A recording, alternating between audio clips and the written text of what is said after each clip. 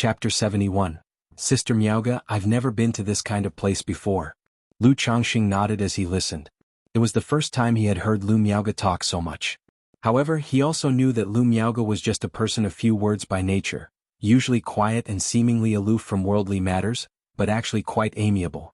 It was for this reason that she had brought him to Nine Dragons Marketplace, knowing that he was a stranger to this place, and thus she provided such detailed introductions. As they walked along the road, Lu Changxing constantly looked towards the pavilions and lofty buildings on both sides of the street. Drunk Immortal Pavilion, Gathering of Immortals Pavilion, Myriad Treasures Pavilion, Elixir Cauldron Pavilion, 100 Refinement Workshop, Jinxiu Workshop. Through the names on the signboards of these pavilions and halls, one could vaguely guess their purposes. Seeing the Drunk Immortal Pavilion with red lanterns hung high and faint sounds of music drifting out, Lu Changxing felt it didn't seem like a proper tavern. Changxing, you're a married man now, better to avoid such places. Not only do they waste money, but they can also affect your cultivation. Lu Miaoga said softly with a hint of shyness in her voice as she saw Lu Changxing looking at the Drunk Immortal Pavilion. Hearing this, the corner of Lu Changxing's mouth twitched. He instantly understood what kind of place the Drunk Immortal Pavilion was. No wonder he vaguely heard sounds of giggling women. He hadn't misheard after all. Indeed, fairies were not only in the mortal world but also in private rooms. Sister Miaoga, I was just wondering why that tavern looked odd, so I took a second glance. I never visit such places, Lu Changxing said, straightening up earnestly. He genuinely had no interest in such places. He was a man with 5 wives, 6 concubines, 2 favored courtesans, and a handmaid. Why would he need to frequent such spots? Even though he constantly thought of taking concubines, specifically fairies, to have his children, he would never go there to persuade a celestial maiden to lead an honest life. Wouldn't that be insane? But the young miss apparently knew about such places. No surprise there, she might not seem of this world, but she is 6 years older than himself.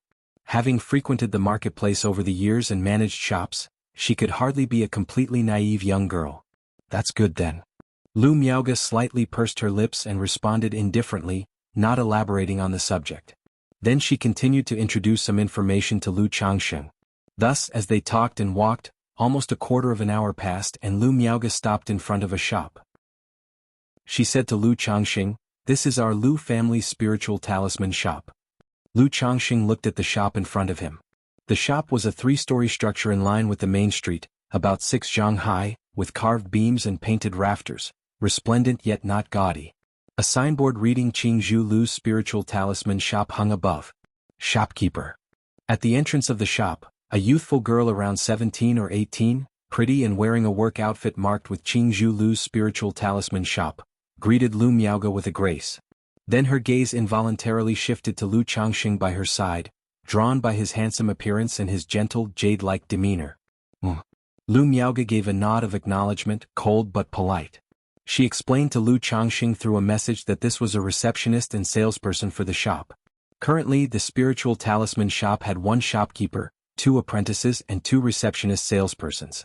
The shopkeeper, named Zhang Shan, was a 6th-level energy refinement cultivator who had been working at Lu's spiritual talisman shop for over 10 years. The 2 apprentices, named Li Shi and Wang Wu, had been at the shop for 5 or 6 years. They were descendants of cultivators from Nine Dragons Marketplace with only 9th-grade spiritual roots, but had some talent in talisman making, which led their families to send them to the spiritual talisman shop as apprentices. Their daily work involved drawing talismans and making talisman paper and spiritual ink. The 4th elder who mentioned guiding the apprentices was referring to these 2. Such apprentices were bound by a long-term contract, only requiring food and accommodation, and occasional guidance in talisman making sufficed, without even needing a monthly salary. Learning skills was just like this. Whether it was talisman making, alchemy, artifact refining, every high-threshold skill required perseverance. Even if one didn't succeed in the end, no one could be blamed. As for the 2 receptionist salespeople, they were mortals. Although Nine Dragons Marketplace was a cultivator's marketplace, not everyone there was a cultivator and many were mortals. Some had come here following cultivators, while others were descendants of cultivators working and living here. Living in the marketplace was not easy, but as long as they could find a job, even mortals could survive. They could even save up a spirit stone or 2. After all, if one made gold and silver in the common world and Nine Dragons Marketplace, they earned spirit stones. He Lu, come inside for a moment. I have something to talk to you about. Lu Miaoge glanced at the young woman, then walked into the shop with Lu Changxing in tow. The shop was roughly 200 square meters, furnished very simply with exquisite counters on both sides and in the center, displaying various talismans as well as talisman paper, spiritual ink, talisman brushes, and other talisman-related items. Shopkeeper. Shopkeeper. In the hall, there was a middle-aged man in his 40s or 50s with a lean face, and a young girl in work attire. Upon seeing Lu Miaoge and Lu Changxing, they bowed and saluted. Uncle Zhang, call Li Shi and Wang Wu over, I have something to tell you all, Lu Miaoge directed at the lean-faced middle-aged man. Yes, Zhang Shan responded and went to the inner chamber. In a moment he returned with two women around 20, pretty, and dressed in Qingzhu Lu's spiritual talisman shop work outfits.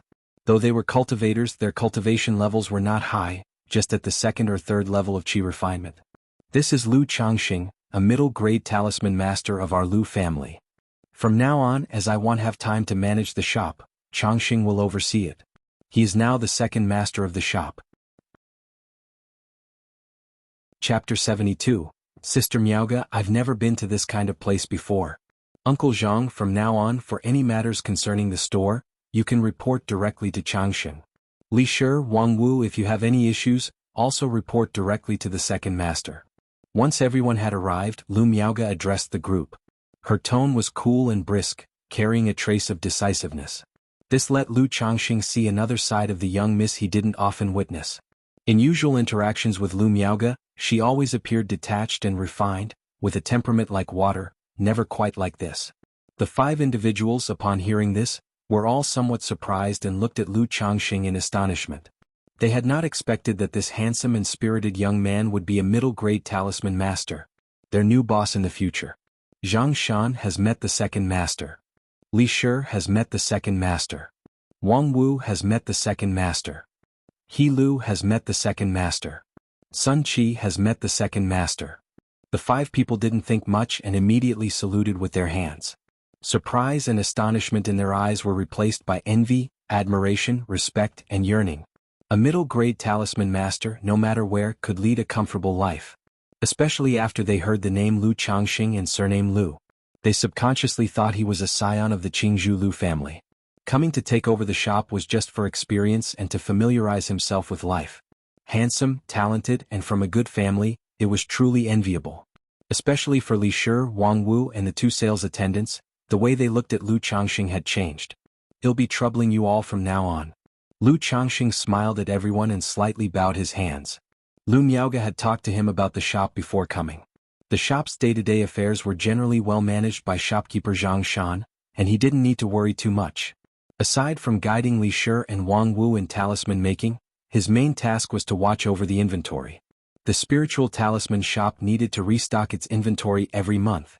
These goods naturally could not all rely on the Lu family alone. Superior grade and even supreme talismans were mostly drawn by the fourth elder. However, basic talismans and lower to middle grade talismans were mostly acquired from various loose cultivator talisman masters. Although these loose cultivators had cooperated with the Lu family for many years in terms of quality, it still required the oversight of a talisman master like him, to prevent the issue of inferior quality being passed off as good quality. After all, the items sold in such shops generally cost more than those on loose cultivators' stalls. This increase in price was a guarantee of quality. Materials like talisman paper, spirit ink, and talisman brushes were no exception. Furthermore, sometimes when the shop was out of a certain type of talisman and a customer urgently needed one, he, as a talisman master, would do his best to draw one if he could. After introducing Lu Changxing to the employees, Lu Miaoge didn't say much more and let everyone disperse. She took out a stack of talismans from her storage bag and handed them to Zhang Shan. All were first-grade middle and superior talismans. Every month when she returned, in addition to guidance from the fourth elder in talisman making, she would also bring back a batch of talismans from him. Lu Miaoge told Lu Changxing that in addition to some middle and superior grade talismans, the fourth elder would also draw 3 first-grade supreme talismans every month. These were the treasures of the spiritual talisman shop, the backbone of their establishment. However, she would not give these 3 supreme talismans to Zhang Shan. Instead, she kept them on her person. If someone wanted them, she would conduct the transaction in person. Afterward, she took Lu Changxing on a tour of the shop and introduced him to its situation. The shop had 3 floors. The first floor housed the sales hall, a reception room, and a small courtyard in the back. The second floor was where Li Shi and Wang Wu worked and rested. The third floor was designated for the boss Lu Miaoge to rest and sleep, equipped with a living room, bedroom, lounge, talisman room, and storage room. The third floor had restrictions set up, and one needed a token to enter. Then Lu Miaoge told Lu Changxing that she rarely stayed there. If Lu Changxing found it inconvenient to stay at the Lu family's Eastern District mansion, he could also stay here. Lu Changxing was indifferent. He expressed his preference to first stay at the Lu family mansion in the Eastern District. Having come to Nine Dragons Market, he thought it appropriate to make a visit there. Before coming, the fourth elder had told him that the Nine Dragons Market was not limited to just one spiritual talisman shop, but also included other Lu family businesses. The second elder of the Lu family was in charge of the Lu family's marketplace affairs, and he usually resided in the Nine Dragons Market. He informed him that should he need anything, he could also directly seek out the second elder. So naturally, having arrived, he should pay a visit. This was the way of the family with many social obligations. Otherwise he would appear too aloof and asocial. Sister Miaoge, it's getting late, may I treat you to a meal? You'll be burdened with helping me in the days to come, otherwise I'd feel guilty. After taking a tour of the shop with Lu Miaoge and finishing the handover, Lu Changxing spoke to her. Sure, let's just have something nearby. Lu Miaoge didn't refuse and gave a slight nod. I haven't eaten anything good these 2 days and I feel like there's no taste in my mouth at all. I've been looking forward to a good meal today, how could I settle for something casual? Sister Miaoge, what's good to eat around here? Lu Changxing spoke directly. Then let's go to Jade Meal Pavilion next door, I've eaten there several times and the food is very good, Lu Miaoge said thoughtfully. Then let's go, Lu Changxing nodded. Consequently, the two descended the stairs. At that moment, there were customers in the store examining talisman brushes, with an attendant providing detailed explanations. Even though the attendant was a commoner, they were trained and knew these items inside out. Lu Changxing and Lu Miaoge didn't linger, gave a slight nod to shopkeeper Zhang Shan to signal their departure, and left the shop. They arrived at a place not too far away, the Jade Meal Pavilion that Lu Miaoge had mentioned. Chapter 73, I am willing to be a concubine for my master. _1 The facade of Jade Meal Pavilion appeared quite ordinary, decorated with simple and modest elegance, not as impressive as the Lu family's spiritual talisman shop. But the business inside was booming, not even mealtime yet, and it was already more than half full. After finding a place to sit down, Lu Miaoge ordered 2 dishes and 2 servings of spirit rice from the server. Seeing this, Lu Changxing couldn't help but smile. Sister Miaoge, there's no need to be frugal on my account, I've managed to save some spirit stones over the years. His living conditions had improved over the past 6 months. As a result, he had saved quite a few spirit stones. Before heading out, he counted them, a total of 306. He left 30 spirit stones at home for family expenses and brought the rest with him. So treating Lu Miaoge to a meal didn't mean he had to pinch pennies. 2 dishes are enough for us to eat, more would be a waste, Lu Miaoge said with a light smile. Over the last 6 months, they had become quite familiar with each other while studying talisman making under the fourth elder. That light smile of hers was no longer distant as it was initially, just a polite smile, appearing much more natural. All right, Lu Changxing replied, not saying much else. It wasn't long before the server brought a basin-sized water lily to their table. The water lily bud opened on its own, revealing 2 dishes and 2 bowls of crystal-clear spirit rice inside, steaming hot and emanating a fragrant aroma. This carp soup is their signature dish, made with red blood carp from the Yu family of Bai Lake Mountain. I order it every time I come here, you should try it, Lu Miaoge pointed out, referring to a dish that was a feast for the senses. Red blood carp from the Yu family of Bai Lake Mountain? Is this restaurant owned by the Yu family of Bai Lake Mountain? Lu Changxing asked in surprise upon hearing this. The Yu family of Bai Lake Mountain was also a major cultivation family under the jurisdiction of the Qingyun sect. With 3 foundation establishment great cultivators in their family, they were one level above the Lu family of Qingzhou Mountain. The red blood carp was a specialty of Bai Lake Mountain. It was somewhat similar to the green jade bamboo wine and emerald spirit rice of Qingzhou Mountain. The owner of this restaurant married a woman from the Yu family of Bai Lake Mountain, which is why they can consistently get a batch of red blood carp from the Yu family every month, Lu Miaoge explained softly. I see, Lu Changxing nodded, not asking further, and sampled the carp soup. Immediately, he felt a rich yet not greasy delicious taste spread from his mouth to his stomach, then to his abdomen and finally to his brain, leaving a long-lasting aftertaste. Delicious. Lu Changxing couldn't help but exclaim in admiration. He thought he had become accustomed to exotic delicacies at the Lu family, but this carp soup was indeed exceptional. So the chef here is also a spirit cooking master? Lu Changxing inquired. While the red-blood carp was a type of spirit fish, such flavor couldn't be achieved without a spirit cooking master. Correct, the chef here is the owner of the restaurant, and he is a spirit cooking master. The prices here are more affordable compared to other places, so the business is always good, Lu Miaoge said in a soft voice. She then pointed to the other dish. This earth mole meat also tastes excellent and counts as one of their specialties. Lu Changxing tried a piece of the meat, finding it crispy on the outside, tender on the inside, juicy, smooth and invigorating, and he couldn't help but reach for another piece. Nodding in approval, he said, "Tasty." At that moment, he noticed Lu Miaoge wasn't eating but was simply watching him enjoy his meal.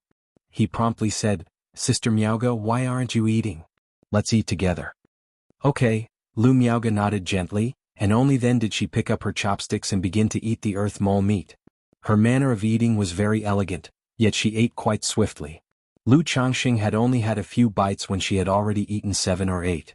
By the time Lu Changxing had eaten less than half of his bowl of rice, Lu Miaoge was finished. Lu Changxing was somewhat astonished at this sight. Hard to believe that Lu Miaoge, a woman as ethereal as a fairy, could eat at such a pace. "I normally eat quite fast," Lu Miaoge, feeling somewhat impolite and embarrassed, blushed on her flawlessly exquisite face.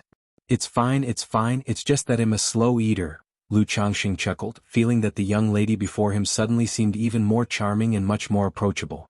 Indeed, there are not so many pristinely untouchable fairy maidens in the world, it's just that the great difference between two people makes one seem unattainable, creating such a perception, an illusion.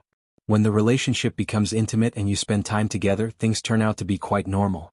He immediately gestured for the server to add 2 more dishes and some more rice.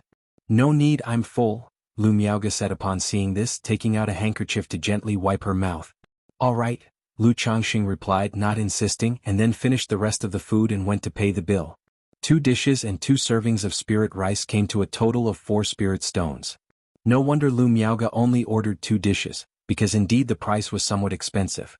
When he first joined the Lu family, he earned only 2 spirit stones a month. Now had spent 4 spirit stones on a single meal. However, Lu Changxing wasn't too heartbroken about it. He felt the price was fairly reasonable. The carp soup and earth mole meat were both spirit food, and even the rice was spirit rice, which would be nourishing to the body after eating. He could still feel the spiritual energy flowing slowly through his dantian and meridians. And besides, the process of savoring delicious food was deeply satisfying, very pleasant. Just then, having seen how adorable Lu Miaoge ate, he thought that in the future, when there was no pressing matter, he might often invite Lu Miaoge out to eat, to build a closer relationship. But now, thinking it over, he decided against it.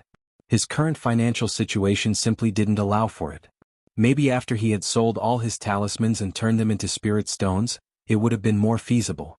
"Sister Miaoge, is there a place in the 9 Dragons market where loose cultivators set up stalls for trading?" Chapter 74, I am willing to be a concubine for my master. Lu Changxing inquired Lu Miaoge. On this trip, he also thought of selling talismans and buying the heavenly and earthly treasures for cultivation of the 100 Refinements treasure body art. So he thought of first going to see the loose cultivator stalls. At the junction of the Western District and the Southern District, there are several streets specifically set aside for people to set up stalls and trade freely. Although the items there are cheaper than in the shops, there are many scams, and there's hardly any chance of getting a good deal by stumbling upon something undervalued. If you're looking to buy something, it's still best to make purchases from legitimate shops. Upon hearing this, Lu Miaoge guessed Lu Changxing's intent and voiced, "A reminder. I'm just curious about this kind of stall setup, want to take a look and gain some experience," Lu Changxing said with a smile. He wasn't holding out hope for any treasures or particularly cheap bargains. After all, these loose cultivators are all too shrewd. Having struggled at the bottom without certain means, how could one expect to find a bargain from their hands? In the midst of talking, the two returned to the spiritual talisman shop. "Sister Lu." At that moment, a childish voice rang out. Lu Changxing and Lu Miaoge heard the voice and looked over. In front of them, A dignified-looking young matron with a graceful figure and full-bodied stature, holding a 3- or 4-year-old girl in her arms and carrying a lunchbox, was walking in their direction. It was the small girl in the young matron's arms who was waving to Lu Miaoge and calling out, "Master." This young matron wore a plain goose-yellow dress, her black glossy hair arranged in a married woman's bun, slanted with an ebony hairpin, giving her a demure and graceful appearance. Upon seeing Lu Miaoge, she also quickened her pace, slightly bowed and called out softly. Her face might not be exceptionally beautiful, merely fair, with arched eyebrows, crimson lips and almond eyes, and a pert nose, exuding a mature charm. But her skin was very white, whether it was the fair complexion of her cheeks or the skin exposed at the neck, all was snowy white and delicate, soft and pliant to the touch. This creamy white skin, combined with her voluptuous and curvaceous figure, made the young matron look like a ripe peach, giving off a sense of fullness and juiciness. Aunt Bai Nan came to deliver a meal to Uncle Zhang. Lu Miaoge obviously knew the two and greeted them with a slight smile and a nod. She conveyed to Lu Changxing, "This is Zhang Shan's wife and daughter. They come to deliver meals to him every day." Zhang Shan inside the spiritual talisman shop also saw his wife and child arriving and immediately got up and hurried out. First, he gave a slight bow to Lu Miaoge and Lu Changxing nearby, then explained, "Second master, this is my wife coming to bring me a meal." "No worries," Lu Changxing said with a smile. He knew the latter's explanation was out of concern that the new co-owner might have objections. Such matters of course he didn't mind and would not say anything. It just hadn't occurred to him that Zhang Shan seemed to be 50 years old, yet his wife was not only a cultivator but also so young, and their child was only 3 or 4 years old. But on second thought this was quite normal. Most cultivators were older when they chose to start a family and have children.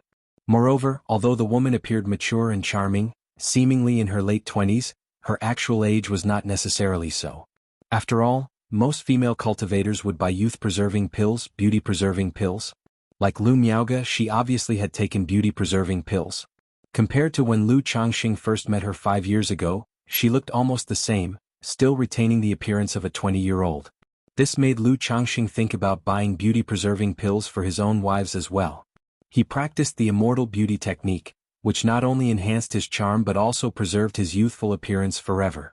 But his wives could not, and aside from Lu Miaoyun and Chu Jinjin who were able to practice cultivation, all the others were mortals who would age. However, thinking of the price of the beauty-preserving pills and the need to give gifts, he would have to give more than 10 gifts at once. Lu Changxing could only temporarily dismiss the idea. Lu Miaoge didn't chat much with Zhang Shan either, merely nodding slightly, her expression cool as she led Lu Changxing to the 3rd floor.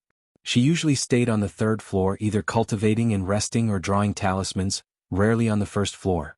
Now the 3rd floor had an additional person, Lu Changxing. However, Lu Miaoge and Lu Changxing were quite familiar with each other and didn't mind sharing a room alone. At this time, Lu Miaoge also told Lu Changxing that although Zhang Shan was an old employee of the shop, he couldn't appear too familiar with him. If they were too close, it would make it difficult to manage later on. Lu Changxing naturally understood this principle and nodded in agreement. Afterward, Lu Miaoge shared with Lu Changxing some shop matters and management experience.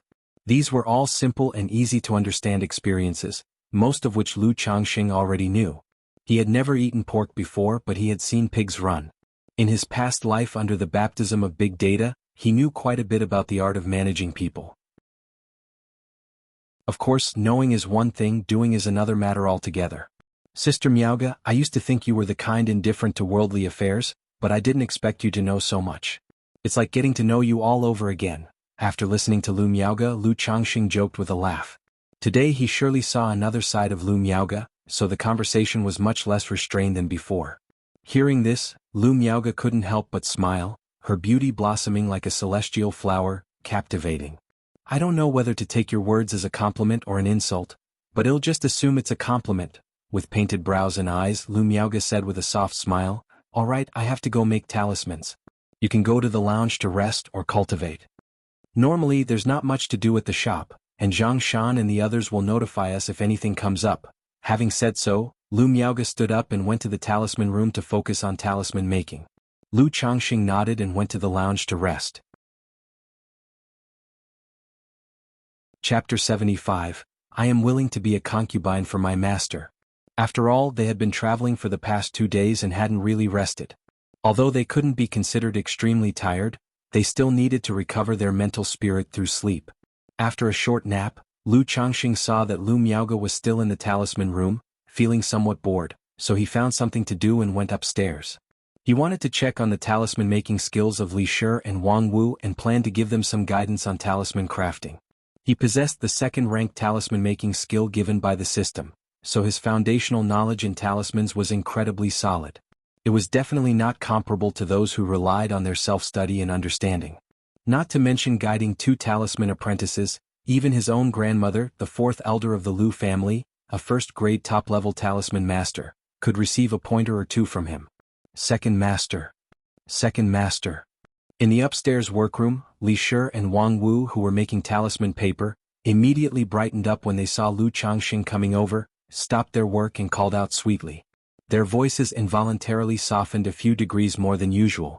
"I've come to see how you are progressing with your talisman making, to give you some guidance," Lu Changxing said aloud. Both women were rather good-looking, not incredibly beautiful, but they could definitely be considered pretty. After all, they were the descendants of cultivators, so the genetic aspect was generally not bad. However, he didn't have any particular thoughts about the 2 women in front of him.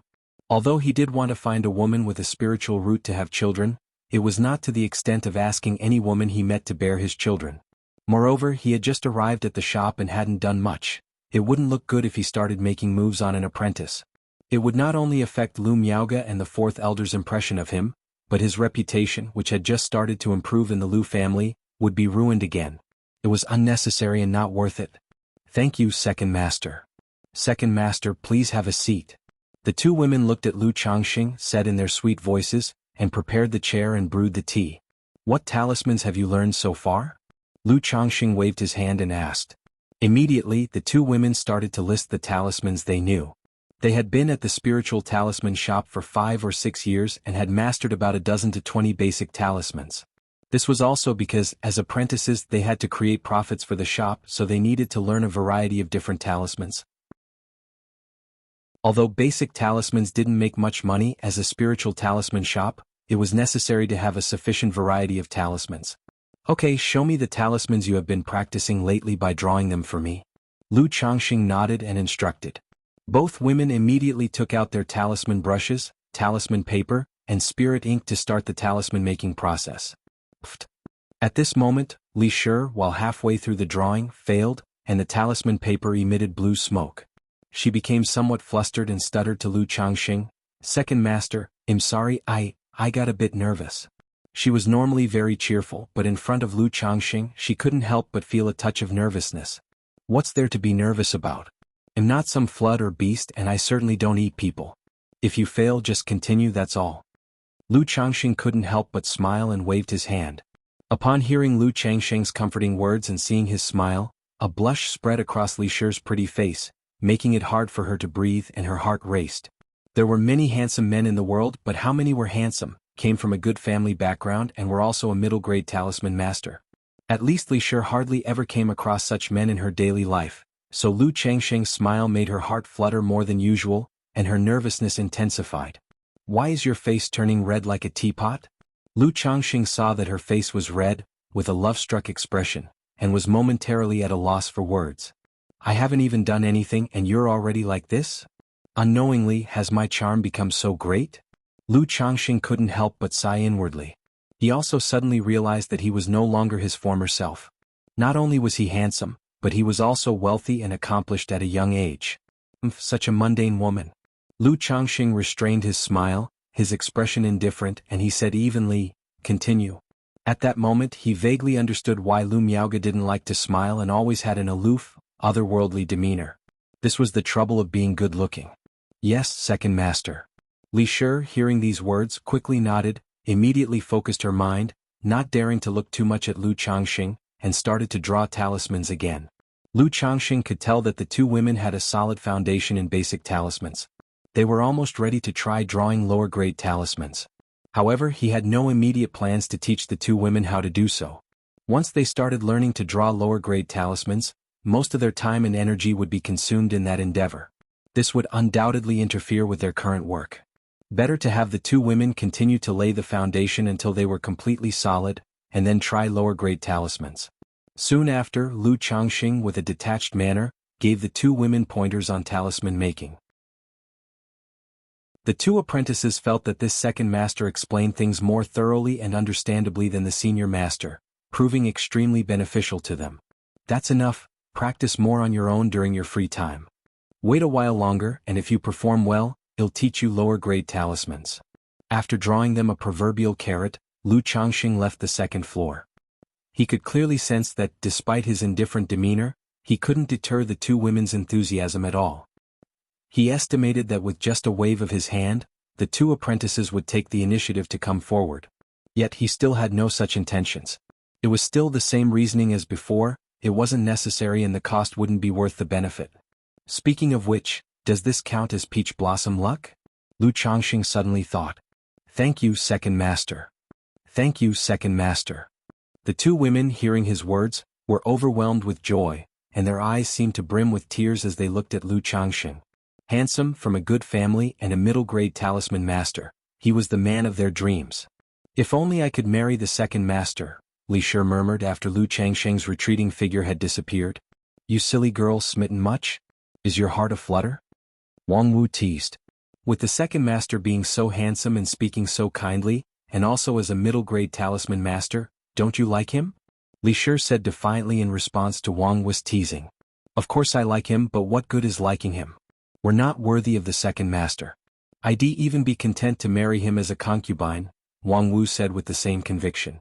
Li Shi felt a bit disheartened upon hearing this. In the cultivation world where men outnumbered women, young female cultivators were highly prized. People like them naturally had suitors and many came knocking to propose. But they both had some talent in talisman making and a future as elementary talisman masters loomed. Once they became talisman masters, even if only elementary, they could expect to marry into a respectable household.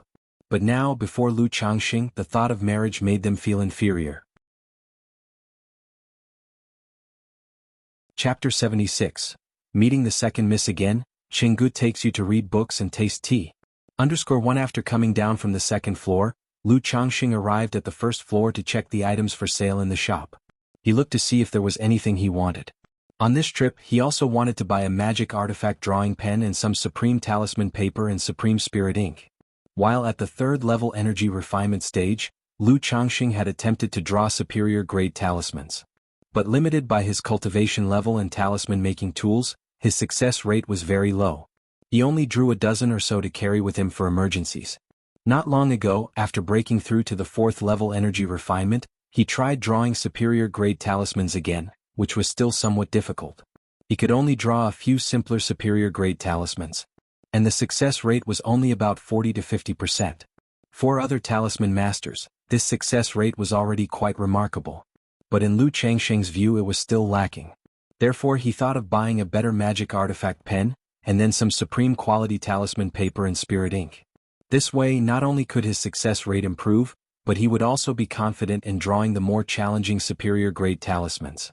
Whether he'd sell the talismans was another matter. At least having more superior-grade talismans on hand would give him an extra sense of security. Otherwise, what would he do if he encountered unforeseen dangers while traveling between Nine Dragons Market and Qingzhou Mountain? Lu Changxing began to check the items for sale in the shop. Most of the talismans for sale were of the lower grade primarily. Then there were basic talismans and middle-grade talismans, as well as a few superior-grade talismans. In addition to spirit talismans, the shop didn't only have drawing pens, talisman paper and spirit ink, but also some related raw materials and books on talismans. Then he looked at the prices of the magic artifact pens, supreme talisman paper, and supreme spirit ink at the talisman making tool counter. Lower grade magical instrument pens, 70 spirit stones. Middle grade magical instrument pens, 200 spirit stones. Superior grade magical instrument pens, 600 spirit stones. Supreme talisman paper comes in different qualities, divided into fine quality and good quality. Fine quality 50 spirit stones per stack, 10 sheets. Good quality 30 spirit stones per stack, 10 sheets. Supreme spirit ink also comes in different qualities, divided into fine quality and good quality. Fine quality 50 spirit stones per box. Good quality 30 spirit stones per box. So expensive, Lu Changxing said, unable to help clicking his tongue as he looked at the prices. He had felt quite wealthy before. But looking at the prices he suddenly realized he was quite poor, especially poor. After buying a middle-grade magical instrument pen, he wouldn't have much left. For my current needs, a middle-grade magical instrument pen is enough, he said. Moreover, unlike ordinary pens, a magical instrument pen is very durable, can be used thousands of times, and I don't need to worry too much about it being damaged, he added. Lu Changxing stroked his chin, planning to purchase a middle-grade magical instrument pen. After all, such an item could be used for a long time once bought. As for the price of talisman paper and spirit ink, he thought they were quite reasonable, not too expensive. After all, a superior-grade talisman could sell for 30 to 50 spirit stones. And a supreme talisman could sell for more than 200 spirit stones. However, being able to sell at such prices was also because of the barriers and difficulties involved. Like Fourth Elder being a first-grade top-level talisman master, he only sells 3 supreme talismans per month, also due to the high failure rate. After deducting the time and material costs, the profit is limited. Not everyone is like Lu Changxing, who has a knack for talisman making as easy as eating and drinking. I'm not in a hurry. Right now, I need the spirit stones to purchase the materials for the 100 Refinements treasure body art. They'll go to Southwest Street tomorrow to see, he said. They'll see if there are any materials suitable for the 100 Refinements treasure body art and if I can sell some talismans to make some money, Lu Changxing mused to himself. He then asked the shopkeeper Zhang Shan about the cost price for items like the magical instrument pens, supreme talisman paper and spirit ink. Zhang Shan didn't hide the information and told the truth. The cost price for a lower-grade magical instrument pen is 43 spirit stones. The cost price for a middle-grade magical instrument pen is 139 spirit stones, and for a superior-grade magical instrument pen, it is 500 spirit stones. Because the Lu family didn't have an artifact refiner, these were purchased from other places to sell. About the talisman paper and spirit ink, fine quality was made by the Lu family themselves, good quality was both self-made and outsourced using provided materials, and Zhang Shan wasn't clear about the cost. After hearing this, Lu Changxing nodded, deciding to take a middle-grade magical instrument pen from the shop at cost price when the time came. Then he inquired about the shop's daily revenue, sales, which talismans sold well, and the prices and quantities of talismans bought from other places, among other things. Lu Changxing had an idea in mind.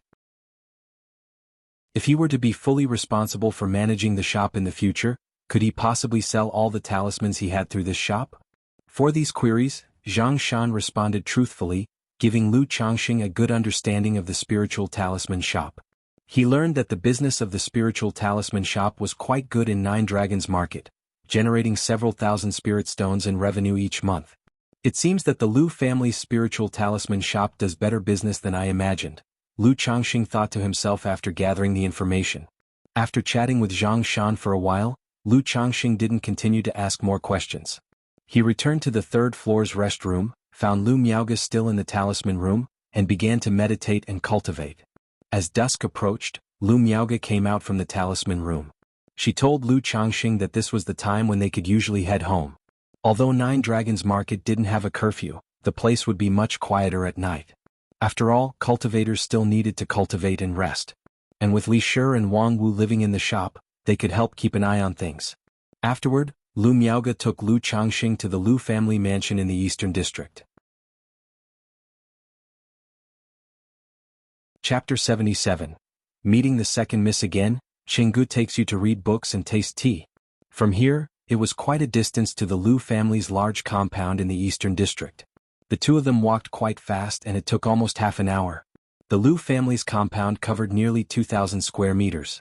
Compared to the living quarters at Qingzhou Valley, it was naturally much smaller. But in the Nine Dragons Market, where every inch of land was worth its weight in gold, this courtyard was already considered large. Lu Changxing curiously inquired about how many spirit stones such a large compound would cost from Lu Miaoga. Lu Miaoga was not sure about the exact price. She only said that such large compounds usually started with a lease term of 3 to 5 years. As for the price, it varied from several dozen to 100 spirit stones a year. Hearing this, Lu Changxing couldn't help but click his tongue in wonder. Just the annual rent would cost dozens to hundreds of spirit stones. For buying, wouldn't it require several thousand spirit stones? Indeed, no matter where you were, buying a house was never easy. Upon arriving at the compound, Lu Miaoga asked the house steward if the second elder was home. Now that she brought Lu Changxing over, it was natural to meet this second elder of the Lu family. The steward indicated that the second elder was resting in the back courtyard, and led the two to meet the second elder. Shortly after, Lu Changxing saw the second elder of the Lu family. He had white hair, but his complexion was very rosy and lustrous, as if he was a baby. A tall figure dressed in a green robe, he leaned on a jade bamboo cane, exuding an imposing aura without being angry. This second elder was in charge of the Lu family business, often abroad. This was the first time Lu Changxing had met him. Second elder. Great uncle. Lu Changxing and Lu Miaoge bowed to the second elder in unison. The second elder nodded, stood up to look at Lu Changxing, and with a slight smile said, "So you are Changxing. At such a young age you have already become a middle-grade talisman master, very good. From now on, in the Nine Dragons Market, if you need anything you can come directly to me," he said. The second elder's generous palm patted Lu Changxing on the shoulder as he spoke. "Yes, second elder," replied Lu Changxing, bowing respectfully. Afterward, the second elder had the steward arrange a room for Lu Changxing. He also mentioned that there would be a banquet in the evening to welcome and cleanse him from his travels, to let him get acquainted with the other Lu family disciples and to encourage him to interact more in the future. Lu Changxing naturally responded respectfully to these words. He knew that as he was now integrating into the Lu family, such social interactions and affairs of human relationship were hard to avoid. Soon after, the steward arranged a small courtyard for him. The courtyard was not big, only a little over 100 square meters, even smaller than the one he had at Qingzhou Villa. It had simple formation effects for sound insulation and gathering spiritual energy. The spiritual energy was not as good as in Qingzhou Valley, but it was much better than Qingzhou Mountain. At night, a servant came to inform Lu Changxing about the banquet. Lu Changxing nodded and proceeded to the hall. As soon as Lu Changxing arrived at the hall, he saw not only the second elder and Lu Miaoge, but also two managers of the Lu family of the same generation as Lu Yuanding and 5 Lu family disciples. However, his gaze immediately fell on an incredibly beautiful woman standing next to Lu Miaoge. The woman wore a white crane-embroidered long dress that clung tightly, perfectly outlining her curvaceous silhouette through the fabric, leaving nothing of her graceful figure to the imagination. But beneath the slits of the tailored hem, one could see her long straight legs sheathed in thin white silk stockings, which rendered her already fair and smooth legs with an added touch of a high-class, sanctified allure. Her delicate feet wrapped in white silk stockings stepped into a pair of flowing cloud-patterned silver high heels, accentuating her graceful and tall figure even more vividly. This woman was none other than the second young Miss Lu Miaohuan, who had been on a blind date with Lu Changxing once before. Lu Changxing had not expected this second young miss to also be in the Nine Dragons Market. And this second young miss had even switched from black to white stockings. It had to be said the second young miss had a really good figure. Especially those legs, perfectly proportioned. A bit more would be too plump, a bit less would be too skinny, straight and rounded. Whether in black or white stockings, they presented an astoundingly enticing appearance on her. Lu Miaohuan too noticed Lu Changxing, and seeing his gaze linger on her, promptly gave a cold snort, turning her head to look elsewhere. Lu Changxing just smiled and pretended not to notice. He was aware that the second young miss still held a grudge. That was normal. It had only been half a year since their blind date, and he had rejected the second young miss, marrying Lu Miaoyan instead. With the proud temperament of the second young miss, how could she easily forget and not hold a grudge? If it wasn't for the second elder hosting a welcoming banquet, the second young miss probably wouldn't even want to see him, much less show a pleasant expression. However, seeing Lu Miaoge and Lu Miaohuan, the sisters similar in appearance and figure, standing side by side made Lu Changxing's mind wander, thinking what the eldest miss might look if she dressed alike. Or perhaps the two sisters, one in white the other in black. Lu Changxing dared not entertain the thought any further, immediately suppressing the wild horse of his mind. It was far too exciting not to be pondered further.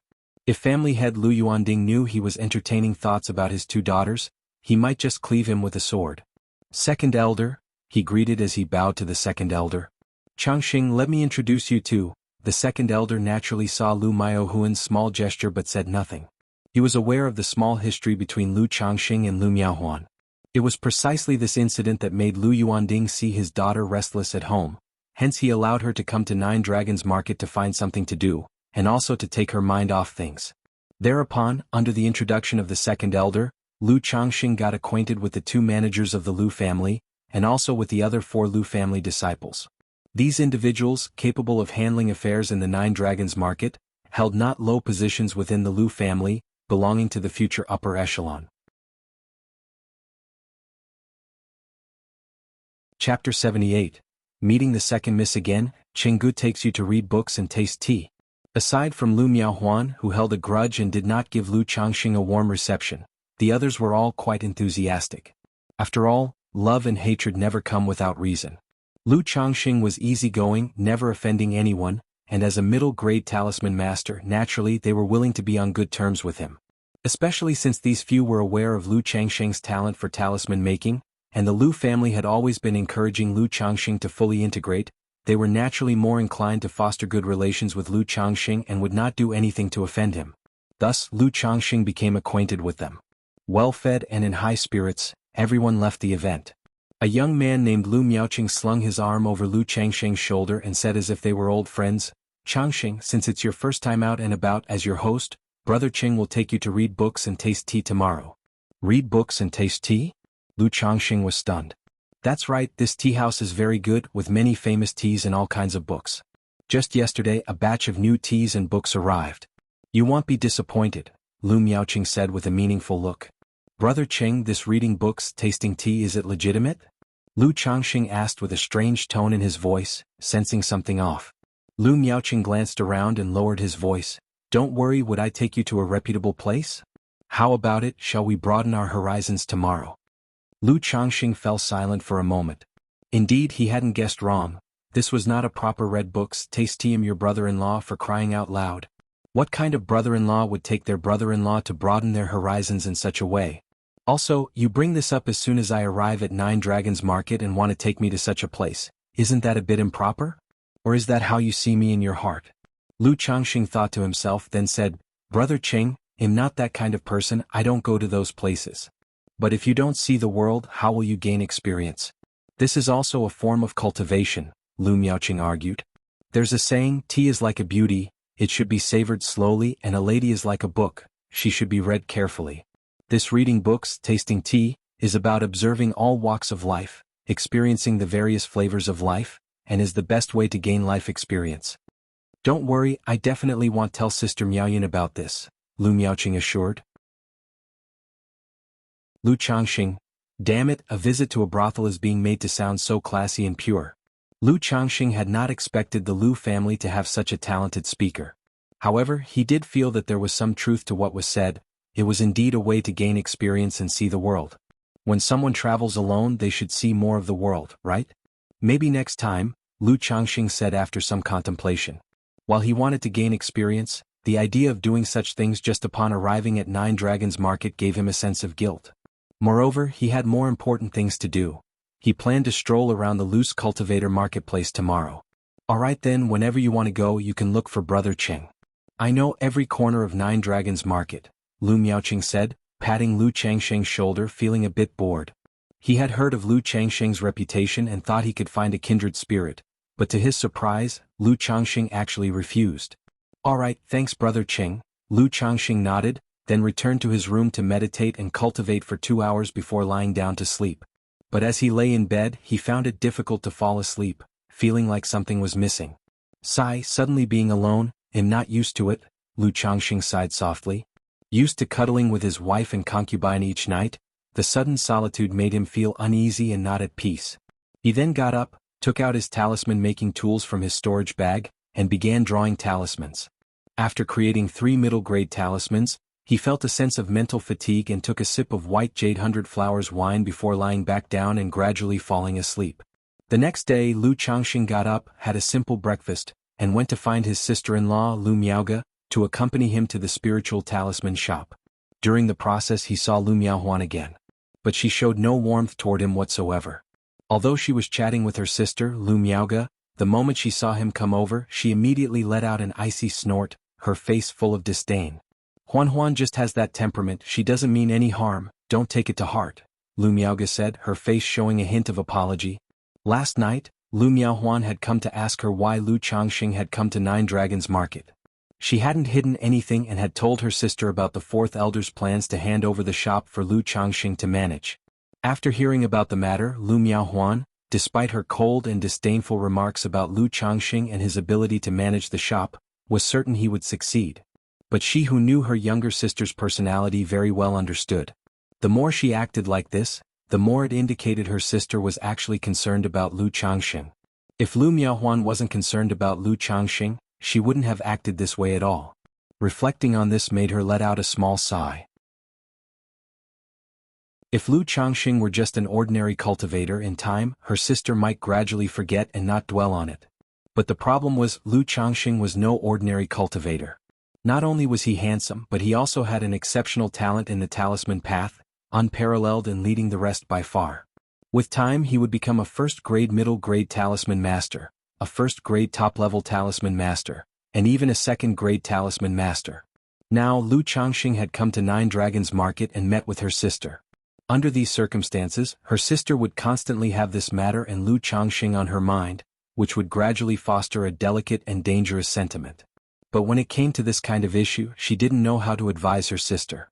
Because Lu Miaohuan didn't like being preached to and might even react defiantly. It's fine, the second miss is straightforward, why would I mind?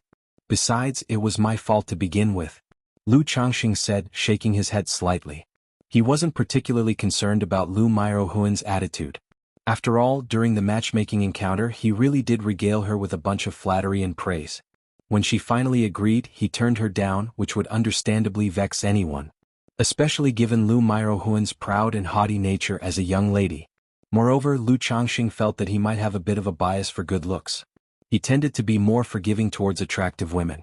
As the two walked and chatted, they arrived at the spiritual talisman shop. Lu Changxing told Lu Miaoga that if there was nothing else happening today, he would like to go out and browse around. Upon hearing this, Lu Miaoga fell silent for a moment, then said, "You usually spend little time with Miaoqing, don't follow him to unseemly places." Lu Changxing was initially startled upon hearing this, slightly confused, then he couldn't help but curse inwardly. Damn, how bad can Brother Cheng's reputation be? Lu Miaoqing had just slapped him on the shoulder yesterday and exchanged a few words with him. And now, when he mentioned wanting to go out for a stroll, Lu Miaoga suspected that he was planning to go to the tea house with Lu Miaoqing. This left Lu Changxing at a loss for words. He even had the strange impression he might be caught by his wife while visiting a courtesan's quarters. "Sister Miaoga, Brother Cheng invited me to read and taste tea yesterday, but I outright refused. I just thought I'd wander around and take a look at the loose cultivators market on Southwest Street." Lu Changxing immediately spoke up, distancing himself from any association with Lu Miaoqing.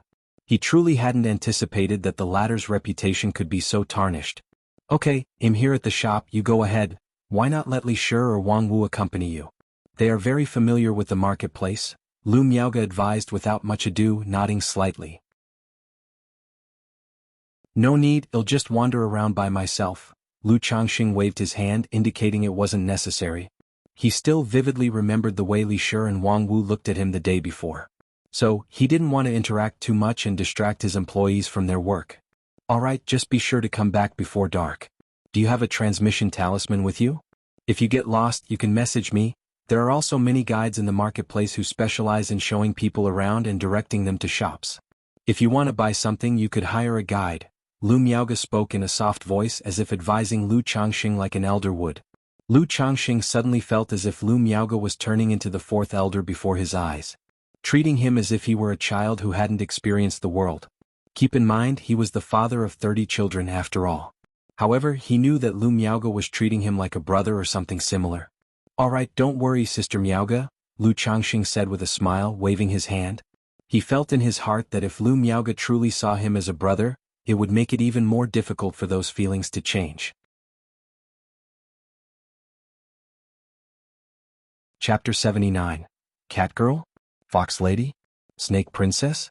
_1 After parting with Lu Miaoga, Lu Changxing wandered around the streets for a while before entering a deserted alley.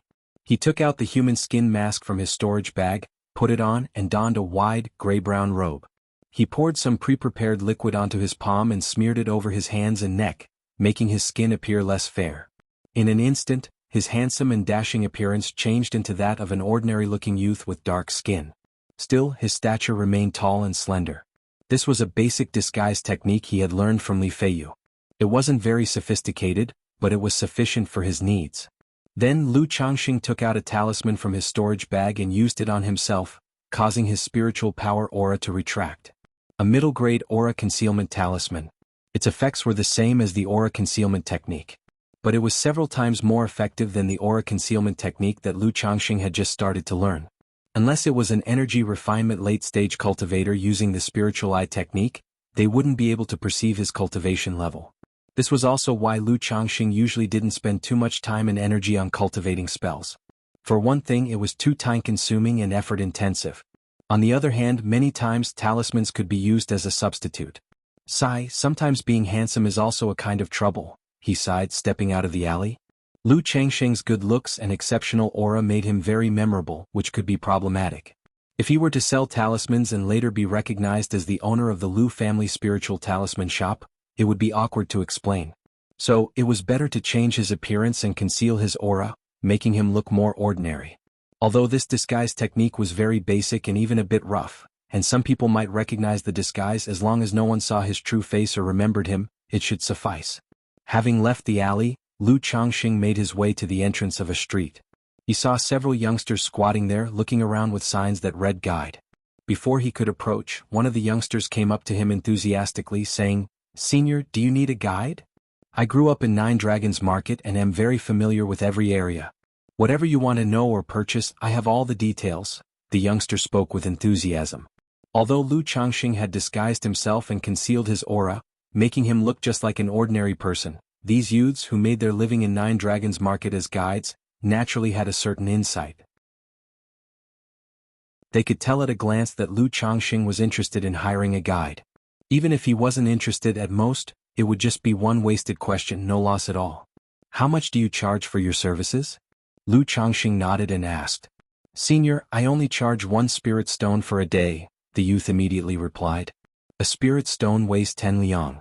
After the spiritual energy inside is consumed, the weight will become lighter. During the mining of spirit stones, there will also be some broken fragments known as spirit stone shards. These units of spirit stones are seldom used by cultivators. They are relatively common only in marketplaces like this one." "Okay, then take me around. You have change for spirit stones, right?" Lu Changxing asked upon hearing this and took out a spirit stone he had previously used that weighed around 4 or 5 liang. The youth showed a hint of regret in his eyes but immediately responded enthusiastically, "Yes, I do." After taking and examining the spirit stone, weighing it briefly, he then took out 2 spirit stone shards and handed them to Lu Changxing. The youth then said, "Senior, may I know what you are looking to buy or learn about?" "Take me to the stalls where they trade," Lu Changxing said. "The trading stalls are on Southwest Street." "This way please, senior. It's about a half-hour's walk from here to Southwest Street. If you have anything specific you wish to purchase, you can also tell me. I know of quite a few shops where the quality of the items is guaranteed," the youngster continued. As guides, the real money was in taking cultivators to spend in shops. "Is there any shop in the marketplace that sells rare treasures and exotic goods?" inquired Lu Changxing. "If senior wishes to purchase rare treasures and exotic goods, you can go to Qingyun Commerce Guild and Myriad Treasures Pavilion. Not only are their prices reasonable and their selection vast, but the quality is also guaranteed. If senior wants to spend a little less money, I also know quite a few shops selling rare treasures and exotic goods with guaranteed quality that I can take you to," the youngster said immediately. Even though he wanted to earn money by bringing customers to shops, he wouldn't blindly lead others astray. He couldn't afford to deceive people. After all, he was just a mortal. If he dared to deceive a cultivator and was found out, it would mean certain death. "What if I want to sell some talismans? Are there any shops that will buy them?" Lu Changxing asked in an even tone. Hearing that Lu Changxing wanted to sell talismans, the youth immediately realized that Lu Changxing might be a talisman master. However, as a guide, he naturally wouldn't inquire further. His job was to provide information. He promptly said with respect, "Senior, most of the spiritual talisman shops in Nine Dragons Market will buy talismans. Then, are there any well-reputed talisman shops in the marketplace?" Continued Lu Changxing. "Actually, to be able to open a shop in the marketplace, they all have a good reputation, but if we are talking about the best reputation for talismans, naturally it's the Qinfu Pavilion of the Shin family. Their talismans not only guarantee quality, but they also often have special offers. However, they don't usually buy talismans from outsiders. Next would be the shops of families like By Lake Mountains Yu family, Qingzhou Mountains Lu family, Red Leaf Valleys Qin family, and Wugong Ridges Zheng family. Their quality and reputation are guaranteed," the youngster said. If Senior is looking to buy talisman paper, I would recommend the Lu family of Qingzhou Mountain and the Chen family of Red Leaf Valley. Their talisman paper is made with their own materials, which makes it much better than average.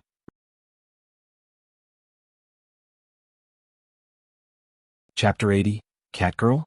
Fox Lady? Snake Princess? The youth spoke incessantly. Upon hearing Qingzhou Lu's spiritual talisman shop, Lu Changxing nodded slightly.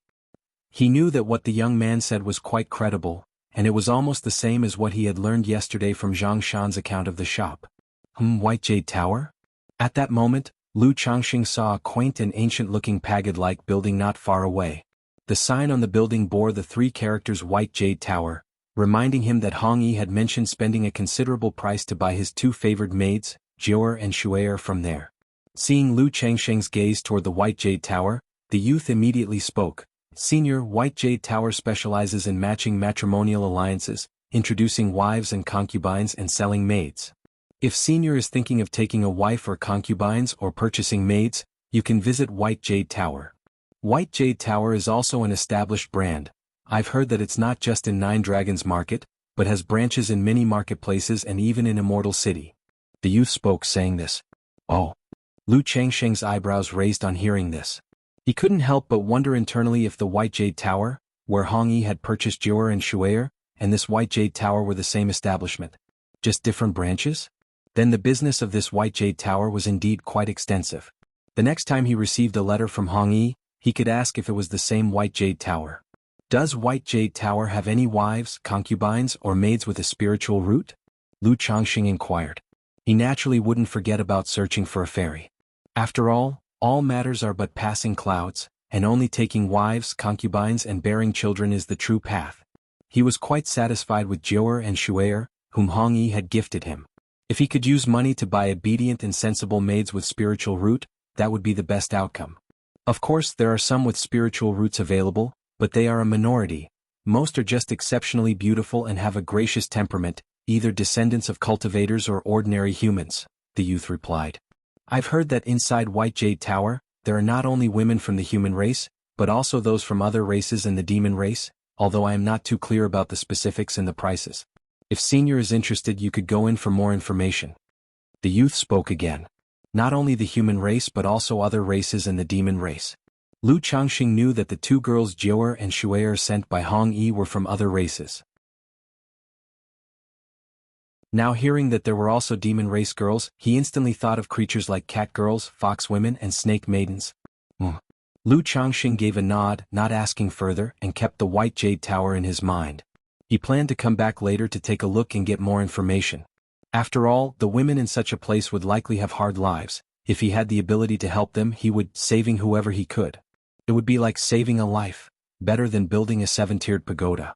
Thus, Lu Changxing chatted casually with the youth as they walked, gathering various information about the marketplace.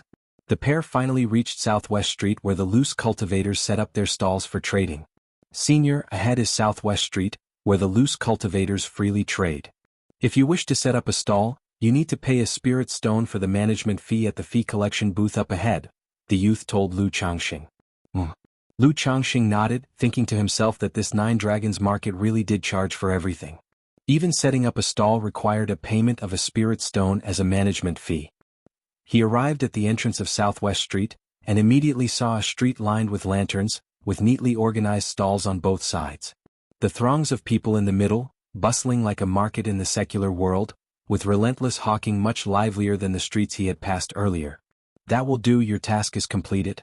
There's no need to follow me anymore, I'll wander around by myself, Lu Changxing said, waving his hand dismissively at the youth. Yes, I take my leave and I wish Senior great luck and success, that all your wishes come true, and that fortune descends upon you, bringing prosperous and flourishing cultivation, the youth said, bowing and reciting a litany of well wishes. Lu Changxing, unfazed by these blessings, showed no inclination of giving a tip and continued walking into the street. Seeing this, the youth wasn't disappointed. After all, wealthy patrons were few and far between, and it was rare to encounter even a few in a year. Lu Changxing didn't rush to sell talismans.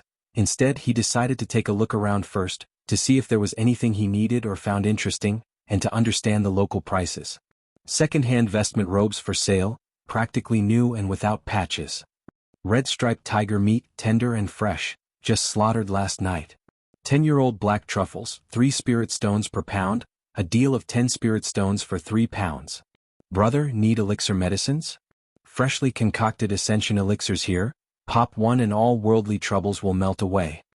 Each stall was actively advertising their wares. Lu Changxing followed the flow of people, examining each stall in turn. The variety of items for sale was remarkably diverse. It was a far cry from the standards of the market at Bullhead Mountain, vastly superior in the quality of goods on offer. Most of the items were spiritual objects used by cultivators. And thinking about it made sense. After all, if one had to pay a spirit stone just to secure a stall, then selling junk wouldn't earn back even the cost of the stall fee. Lu Changxing examined the goods in great detail, directly purchasing any materials suitable for cultivating the 100 Refinements Treasure Body technique. Because he was cultivating the 100 Refinements Treasure Body technique, he could roughly sense the quality of the spiritual materials, so he wasn't likely to be swindled. As for stumbling upon an incredible bargain, that was almost non-existent, not to mention the low odds, because to use the 100 Refinements Treasure Body technique to sense the quality of spiritual materials, he needed to touch them. Merely looking wouldn't reveal anything. He didn't have the eye for it. He hadn't even finished browsing half the street when Lu Changxing had already spent half of his spirit stones, all used for purchasing spiritual materials for cultivating the 100 Refinements Treasure Body technique.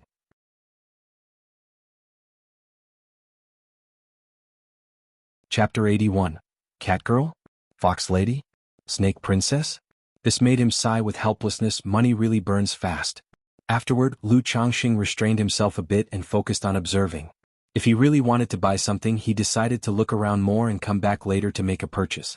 During this process, Lu Changxing overheard someone haggling, chit-chatting, and debating, and he would stand aside and listen if he found it interesting.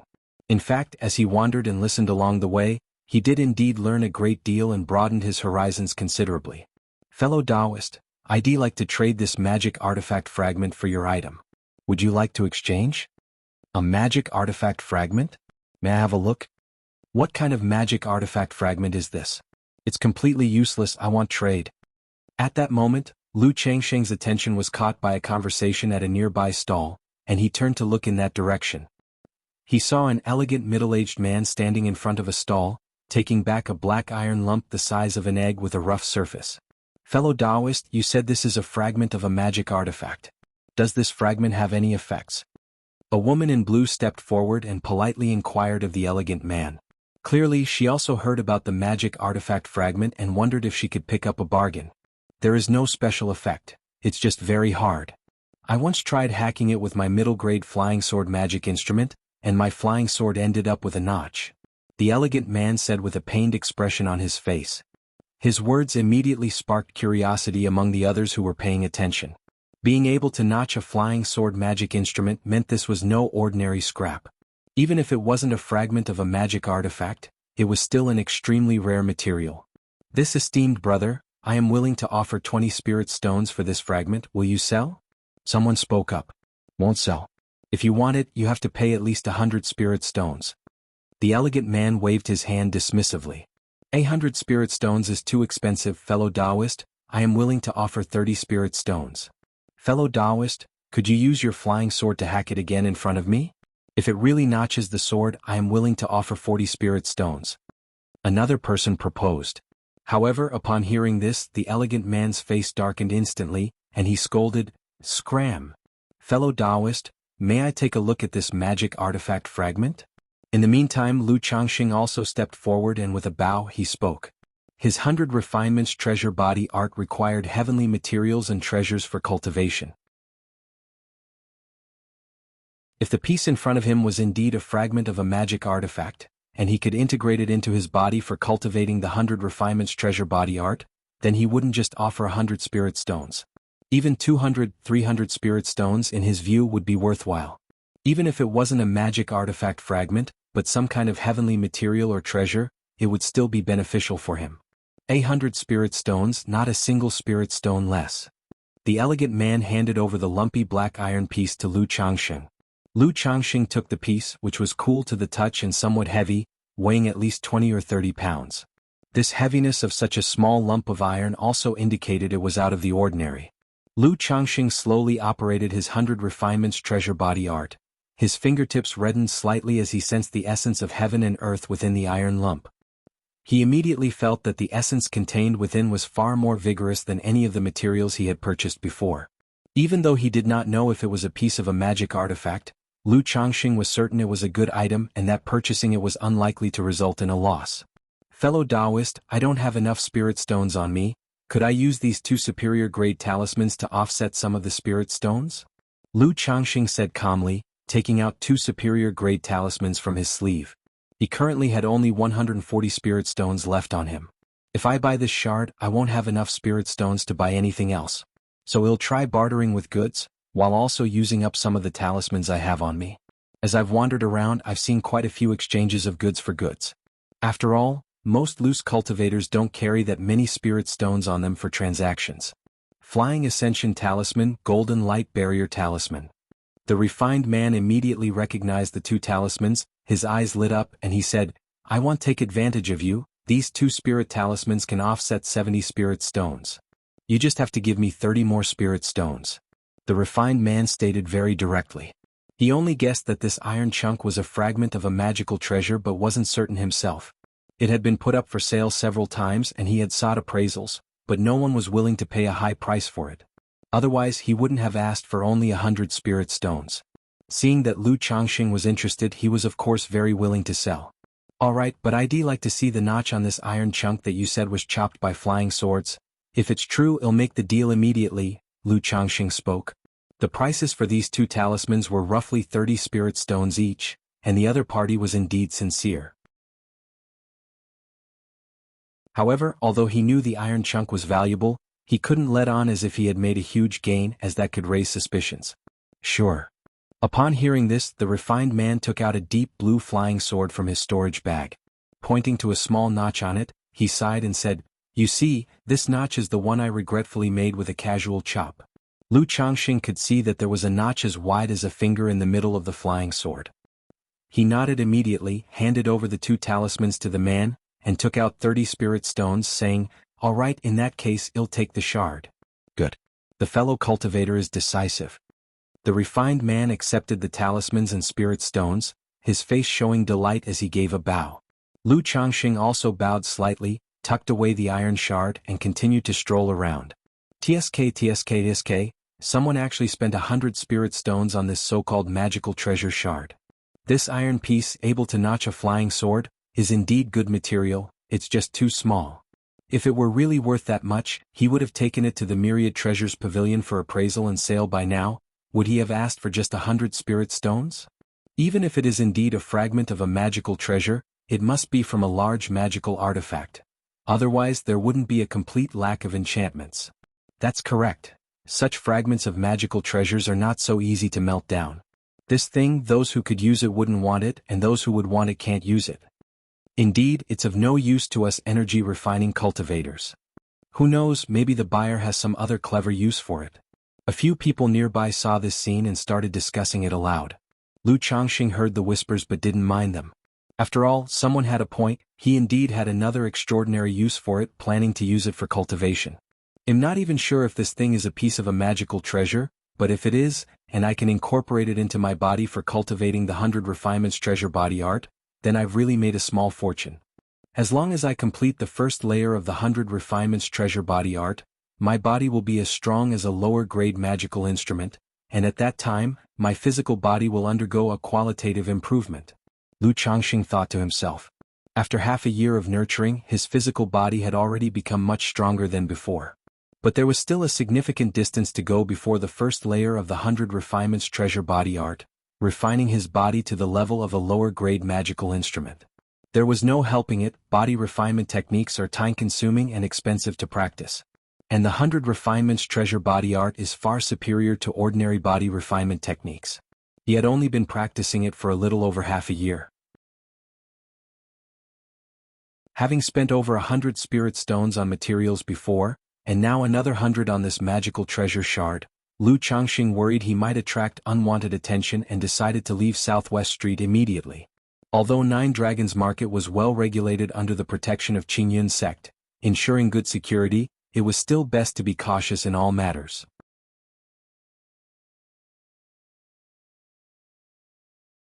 Chapter 82.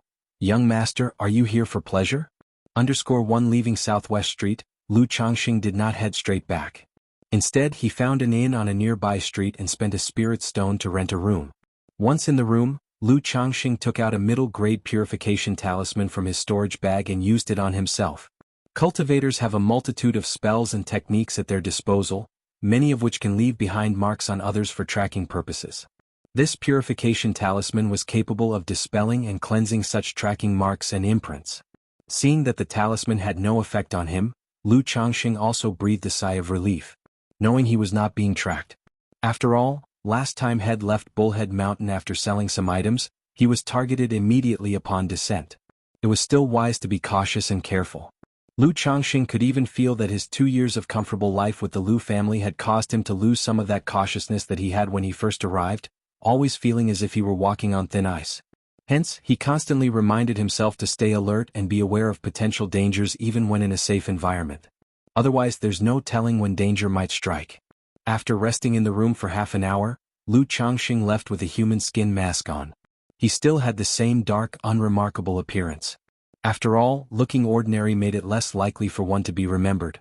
Stepping out of the inn, Lu Changxing returned to Southwest Street. Having spent so many spirit stones today without any income, it was natural that he wouldn't return so quickly. He was planning to sell some items in exchange for spirit stones. He continued to stroll along the street Head previously walked. Since he had already bought many spiritual materials needed for the 100 Refinements treasure body technique, enough for some time of cultivation, he didn't buy any more. After all, it was necessary to keep some spirit stones on hand for emergencies. Then he saw a stall selling books. He spent 2 spirit stones and bought a dragon locking secret technique and a jade room essential arts. They taught how to enhance that certain ability and how to retain yang energy and blood during moments of pleasure, reducing energy loss.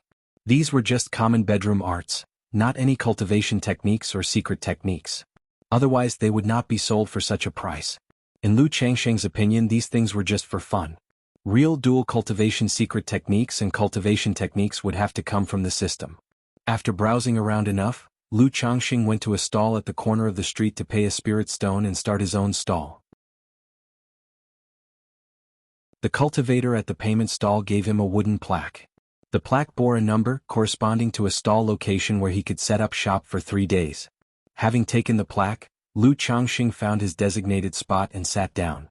He took out a stack of talismans. There were 30 lower-grade talismans and 5 middle-grade talismans in total. While he was wandering around earlier, he had also taken a look at other talisman-selling stalls. He knew he couldn't put out too many, or it would attract undue attention. Then he laid out 3 items Head acquired from 3 robber cultivators on Bullhead Mountain: a flying sword, a flying dagger, and a bell. Since he had the green-face sword and plenty of talismans by his side, he had no use for these 3 magic artifacts and naturally chose to sell them for cash. As for the 3 storage bags Head previously obtained, one he used for miscellaneous items, and another for talismans, he wasn't selling them just yet as they might come in handy later. After marking prices on all the items, Lu Changxing waited for business to pick up. However, an hour passed by. Every now and then people glanced at his stall, but most had little interest. He only sold 5 or 6 talismans. My stall's location isn't good, it's too far back. And in a place like Nine Dragons Market, there are too many people selling talismans and magic artifacts. It's too competitive and most rely on the reputation and customers they've built up over time. Even though my prices are a bit lower than other stalls, I still can't compete unless I lower them even more. But a slight reduction is useless. I'd have to drop the prices significantly, and that would clearly disrupt the market and attract unwanted attention.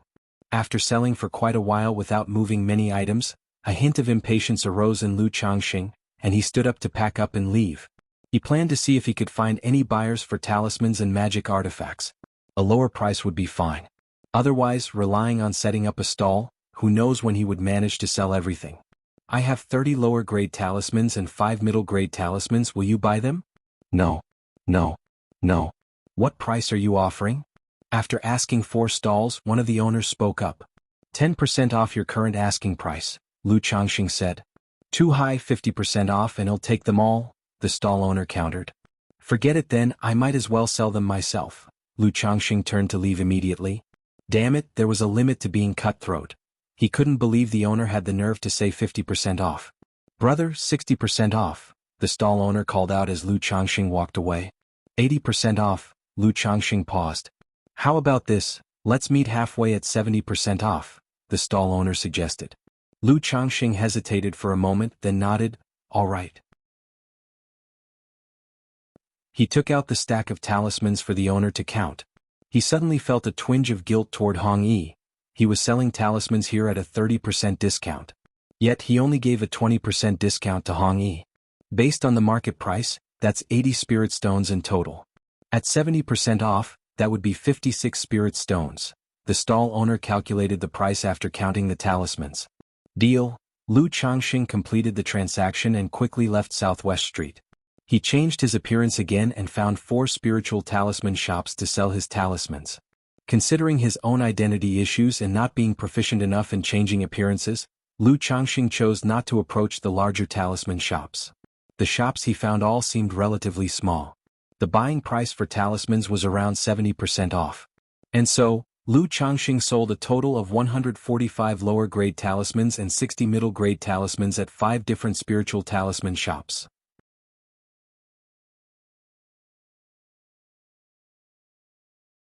Chapter 83. Young Master, are you here for pleasure? In total, I've gathered 366 spirit stones. After walking out of the last spiritual talisman shop, Lu Changxing didn't continue selling. It's the same old saying, there's plenty of time, so it pays to be a little more cautious. With over 400 spirit stones on hand, that should suffice for quite a while. Besides, I only had a total of 5 human skin masks on me. And with this move they're all used up. After leaving the last spiritual talisman shop, Lu Changxing didn't bother changing his clothes and went straight to a nearby magic artifact shop to ask if they were buying artifacts. Upon hearing that they were, Lu Changxing took out 3 magic artifacts. Although these 3 magic artifacts seem intact, they have obviously been used for a long time and have clear defects. They might break while being used. If friend wishes to sell them, our shop is willing to purchase each for 30 spirit stones. The shopkeeper of the magic artifact shop inspected the 3 magic artifacts that Lu Changxing had and then quoted him a price. What a rip-off. Upon hearing this, Lu Changxing couldn't help but mutter this sentiment in his heart. He had examined the 3 magic artifacts thoroughly himself. All one could say was that the 3 robber cultivators from Bullhead Mountain had been extremely careful with their artifacts, and there were no damages. To describe them as 90% new would not be an exaggeration. Yet the initial offer was only 30 spirit stones each. Then forget it, the lowest it'll go for the 3 pieces is 120 spirit stones. Lu Changxing shook his head, stated his bottom line and pretended to walk away. That's too high, 120 spirit stones is too much. How about 100 stones? Well, take all 3 for 100, the shopkeeper said, seeing Lu Changxing's actions. 1 step, 2 steps, wandering steps. Seeing Lu Changxing about to walk out the door, he added, 110 truly the lowest price. You won't find a better deal elsewhere. But as Lu Changxing actually started to leave, the shopkeeper immediately went out and called, 115 spirit stones. Deal. Hearing this, Lu Changxing felt it was close enough to his expectations, tough it was acceptable, and stopped in his tracks. He exchanged the 3 magic artifacts for 115 spirit stones. At that moment, Lu Changxing noticed a pair of azure boots in the shop that matched his magical robe quite well. Pointing at the boots, he asked, "Shopkeeper, what kind of magic boots are these? What effects do they have?" These boots are a middle-grade magic artifact, crafted using the fur of a green wind wolf demon beast. They come with 6 major effects: size adjustment to fit, dust avoidance, self-concealment, light body, stepping over waves, and the wind control skill, the shopkeeper promptly explained. Middle-grade magic artifact? Lu Changxing gave a slight nod as he asked, "May I try them on?" "Of course you can." The shopkeeper replied with a smile. He took out the magic boots from the counter to let Lu Changxing try them on. The boots weren't heavy, quite thin and soft, and lined with fine fur inside. Upon putting them on, Lu Changxing's initial feeling was of utmost comfort, softness as if they were barely there, and it seemed as if his whole body had become much lighter. That was the weight lightening effect of the boots. It was as if he had a permanent light body skill acting on him.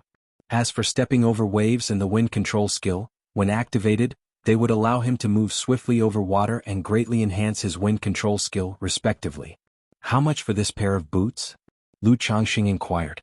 He was quite satisfied with these boots. not just in terms of style and effect but also due to their comfort.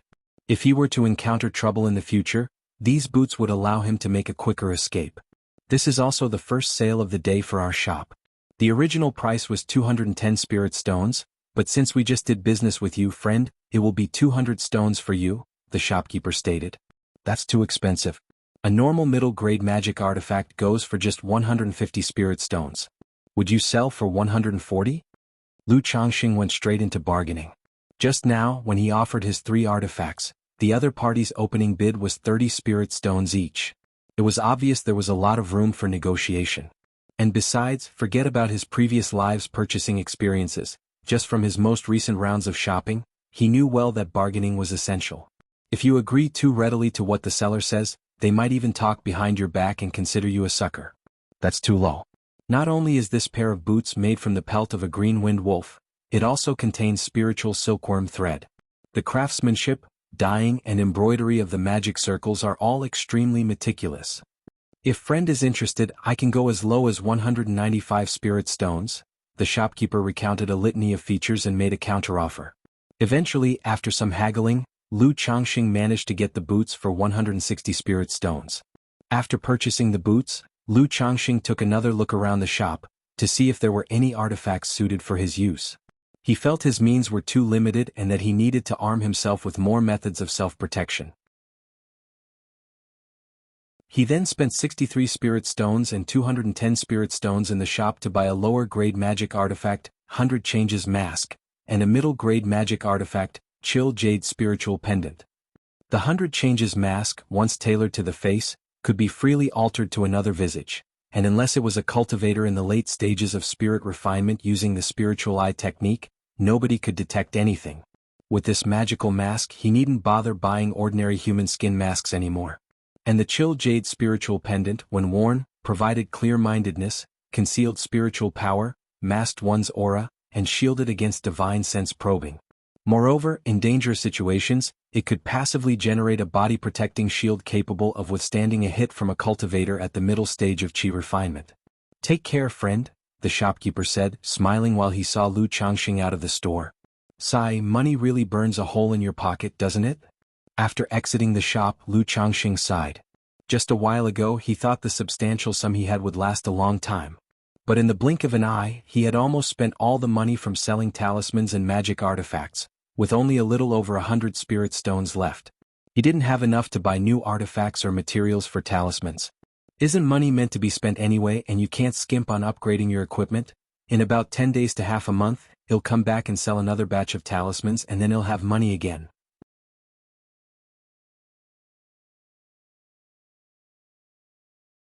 Chapter 84. Young Master, are you here for pleasure? Lu Changxing let out a breath and went to another inn to open a room. He used a purification talisman to check if he was marked for tracking. Once he confirmed that he wasn't being followed, Lu Changxing put on the human skin mask, and with a slight shift of his mental spirit, his face turned into the likeness of Li Feiyu. It's really worthy of being a magic artifact. With this I don't need to change my appearance anymore.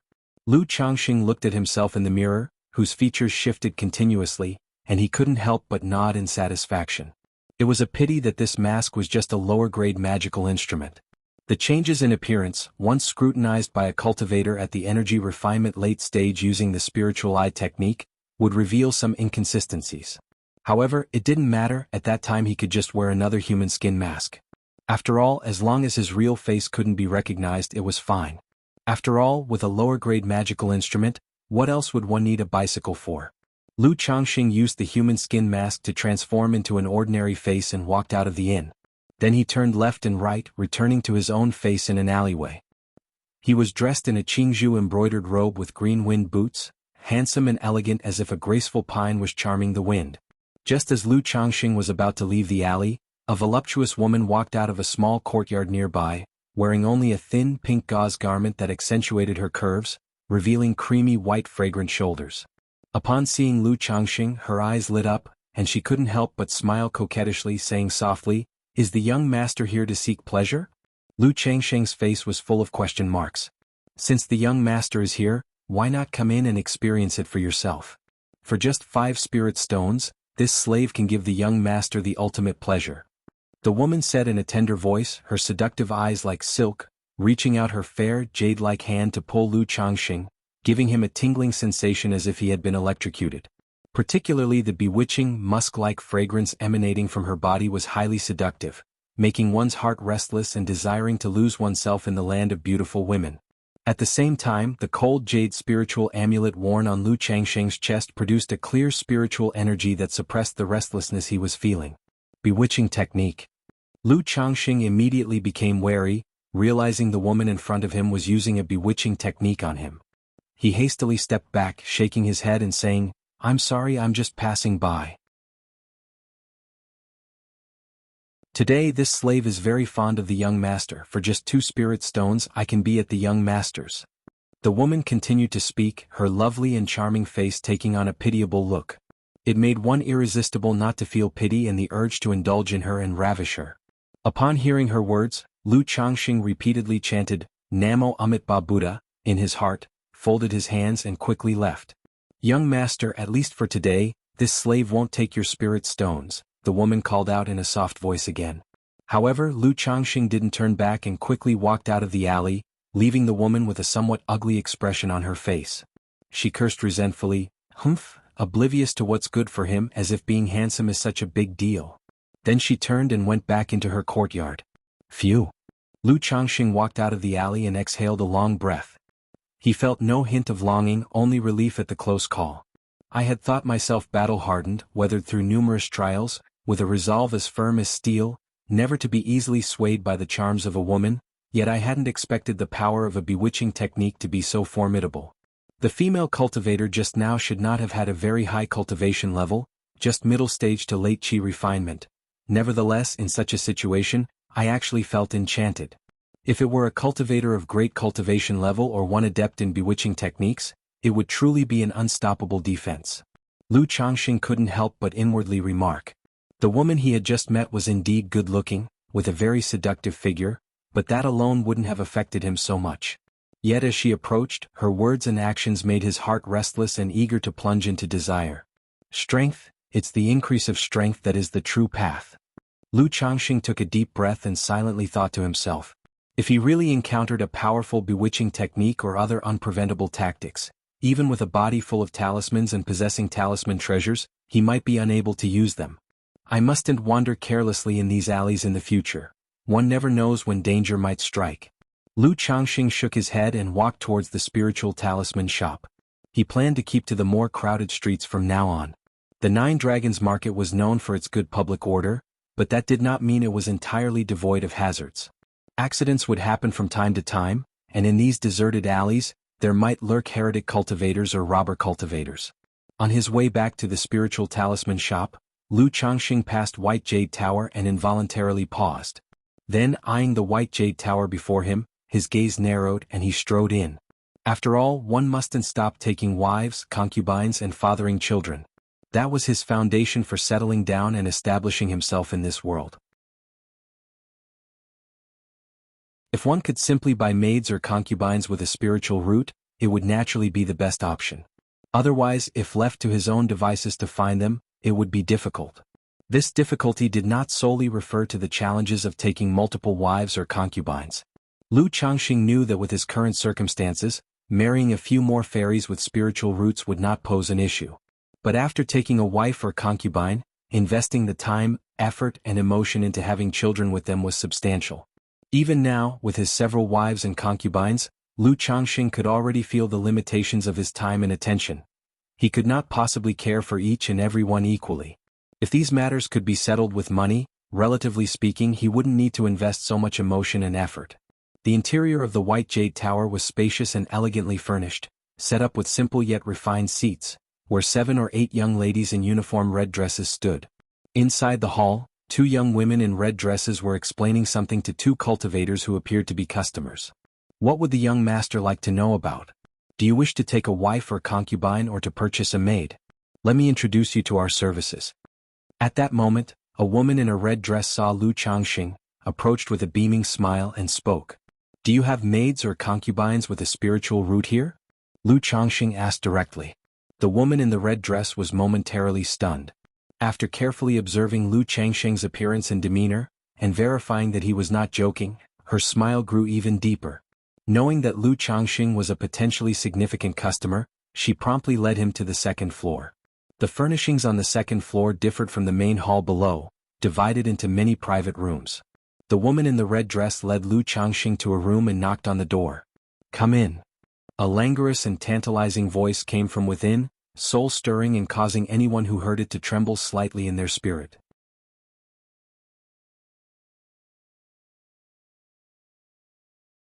Chapter 85. Do you smell like another woman? _1 The lady in the red dress pushed open the door and led Lu Changxing into the room. The room was very simple, furnished only with an ancient-looking table and chair set and a bookshelf, creating an elegant and comfortable ambience. By the window of the room, there was also a purple incense burner, with strands of incense burning inside, filling the room with a faint sandalwood fragrance. A beautiful woman in her 30s sat by the window, holding a scroll in her hand. Her black hair was lightly coiled up into a cloud bun and fixed with a golden phoenix hairpin. She wore a black phoenix bird mist gauze dress with its lapel slightly open, revealing her slender neck, delicate collarbone, and a proud expanse of snow-white bosom. On her arms were long black gauze sleeve gloves, one hand holding a scroll and the other holding a cup of strong tea, exuding dignity and elegance, yet full of seductive charm. Beneath the gauze dress, her long shapely legs were crossed, allowing one to catch a glimpse of plump and fair legs wrapped in black silk stockings, with one leg raised slightly. Her toes were hooked in a black phoenix bird-patterned high heel, hanging as if by a thread, highly provocative. When Lu Changxing saw this beautiful woman, he couldn't help but take a second glance. This woman, oh so seductive. She was different from the enchanting woman he encountered in the alley just now. Not that type of charm that came from employing bewitching techniques. But rather, she exuded an alluring air from head to toe. Merely sitting there, she was incredibly tempting, stirring fires in a man's heart. One could only say White Jade Tower truly understood men. Utterly skilled in men's hearts. The beautiful lady saw Lu Changxing come in, and without any hurry, placed down her scroll. Her bright red lips lightly sipped from her teacup, leaving a mark on the porcelain edge, then smiled softly at Lu Changxing. That smile was like a whirlwind of flirtation and endless charm. Meanwhile, the lady in the red dress who had arrived with Lu Changxing quickly stepped forward and whispered a few words in the ear of the beautiful woman. After hearing the words, the beautiful lady also stood up.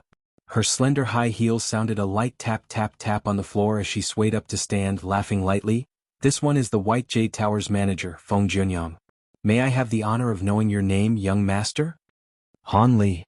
Lu Changxing had not intended to conceal his name. After all, he had come in person. But looking at this bewitching woman before him made him subconsciously give a false name. "So it is young Master Han, please take a seat," said the beautiful woman as she ushered Lu Changxing to sit down, then bent over to pour tea for him. Lu Changxing could not only smell a rich fragrance but also caught a glimpse of Snow White between the fullness of the woman's chest. Damn vixen. Lu Changxing thought to himself. There was no need to think. He knew the woman was doing it intentionally, tempting him. Indeed, the tricks in the city were deep. He had only come to find out more about White Jade Tower, not planning to immediately buy anything or take a concubine or buy a maid.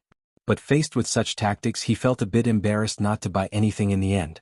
"Young Master Han must be visiting our establishment for the first time," said the beautiful woman slowly, having finished pouring tea, smiling and speaking with a soft, tempting voice. "Indeed, Han, someone truly is visiting your esteemed establishment for the first time," Lu Changxing nodded.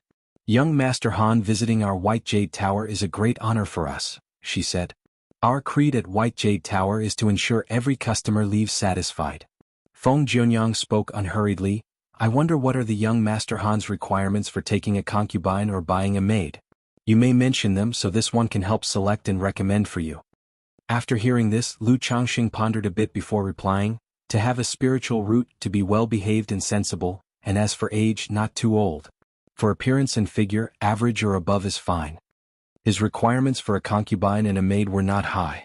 Just to possess a spiritual root. For the rest, he was indifferent. Now was not the time to consider that aspect. As long as they had good conduct, were well-behaved and sensible, that was all that mattered. As for appearance and figure, just about average would do. Of course, it would be best if they were like Chu Jinjin, on their own without many entanglements. He came to White Jade Tower because he thought if he were to take a concubine, he wanted to avoid too many complications, thus resolving to avoid trouble. Is young Master Han only looking to take concubines and buy maids, not to take a wife? Feng Jianyang asked, always keeping a smile on her face and speaking with a seductive and delicate voice. Exactly, Lu Changxing nodded. Since he had come to White Jade Tower, of course he wasn't planning to take a wife.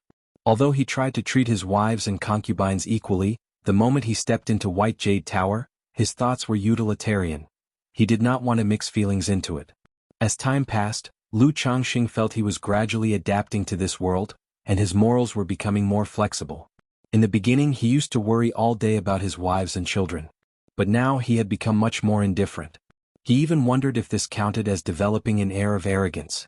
Very well, I understand young Master Han's requirements. Please wait a moment, I will return shortly, Feng Jianyang said with a light chuckle, gracefully stood up, and left the room, leaving Lu Changxing by himself.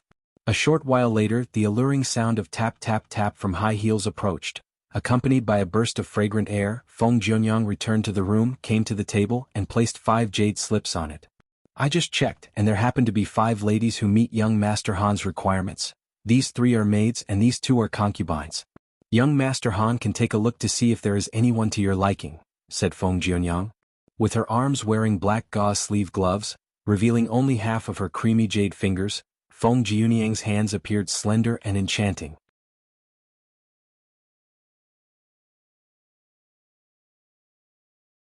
Chapter 86. Do you smell like another woman? Lu Changxing nodded slightly, picked up a jade slip, and placed it on his forehead, sensing it with his mental spirit. He immediately saw a vivid, lifelike image of a young woman in a yellow dress. This woman was about 18 or 19 years old, with an above-average face and figure, except her eyes lacked luster, carrying a sense of numbness and lifelessness. Despite the smile on her face, it was evident that it was a forced smile. He shook his head slightly and picked up the second jade slip.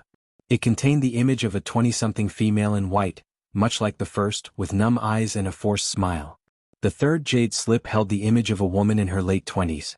She had a beautiful face and a plump figure, exuding a sense of dignity and maturity that came with being a young married woman. Although her eyes were not as numb as the first 2, it was clear to see that she was somewhat reluctant. After viewing the jade slips of these 3 maids, Lu Changxing furrowed his brows and picked up the 4th jade slip. Compared to the previous 3 women, this one seemed quite normal.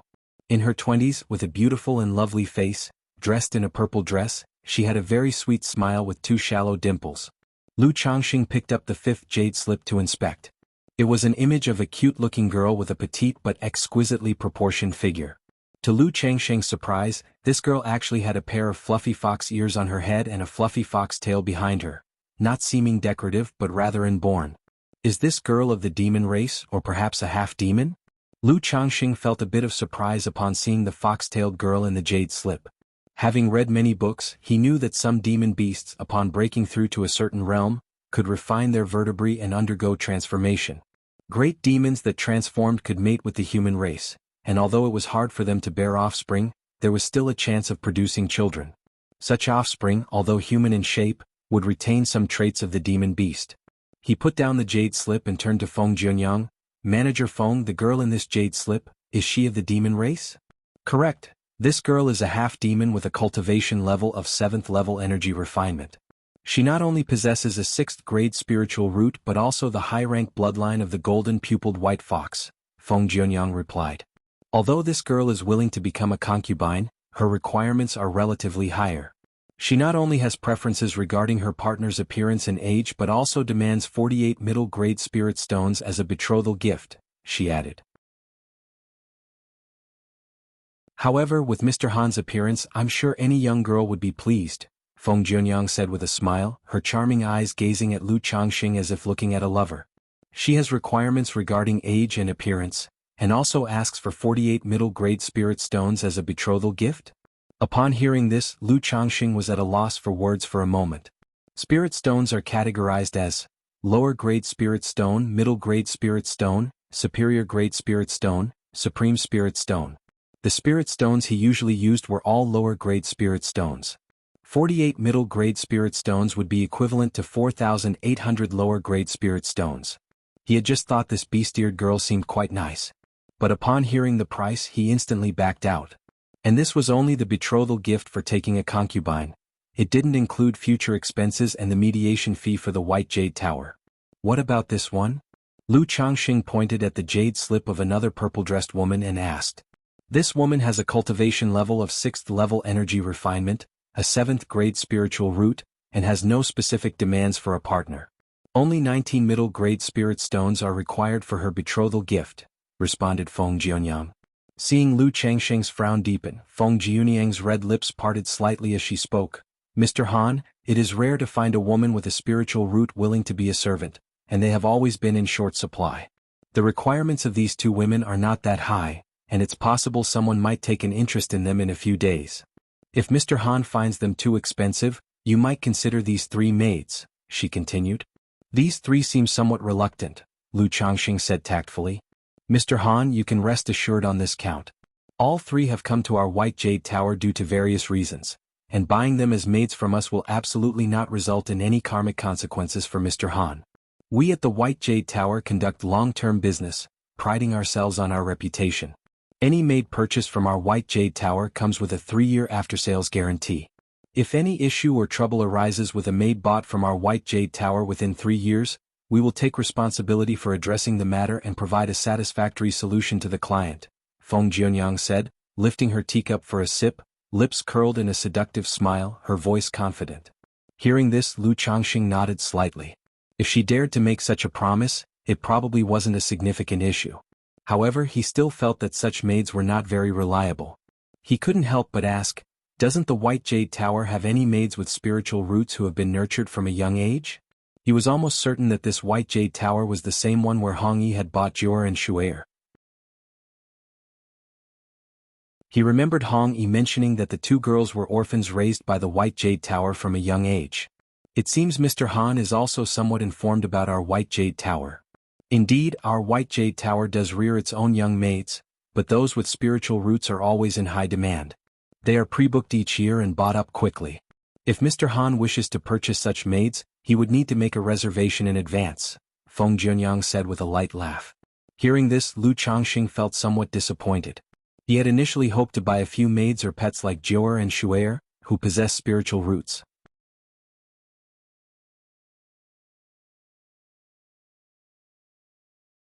Chapter 87. Do you smell like another woman? Now it seems that maids with spiritual roots are highly sought after and not so easy to buy, as their prices are not cheap. That seems normal enough. After all, there are more men than women in the cultivation world. Not all cultivators are indifferent to desires and dedicated solely to arduous cultivation. Moreover, it's not just loose cultivators who purchase maids with spiritual roots.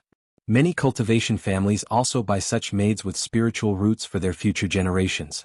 May I know the circumstances of these 3 maids and their prices? Lu Changxing sighed, pointed to the 3 maids listed on the jade slip on the table and asked. It was clear that these 3 women had probably fallen on hard times and ended up at White Jade Tower to be sold as maids. They were indeed pitiable, unfortunate souls. If possible, one should lend a hand to save them after all. To bear one's children, that must be better than their current situation, right?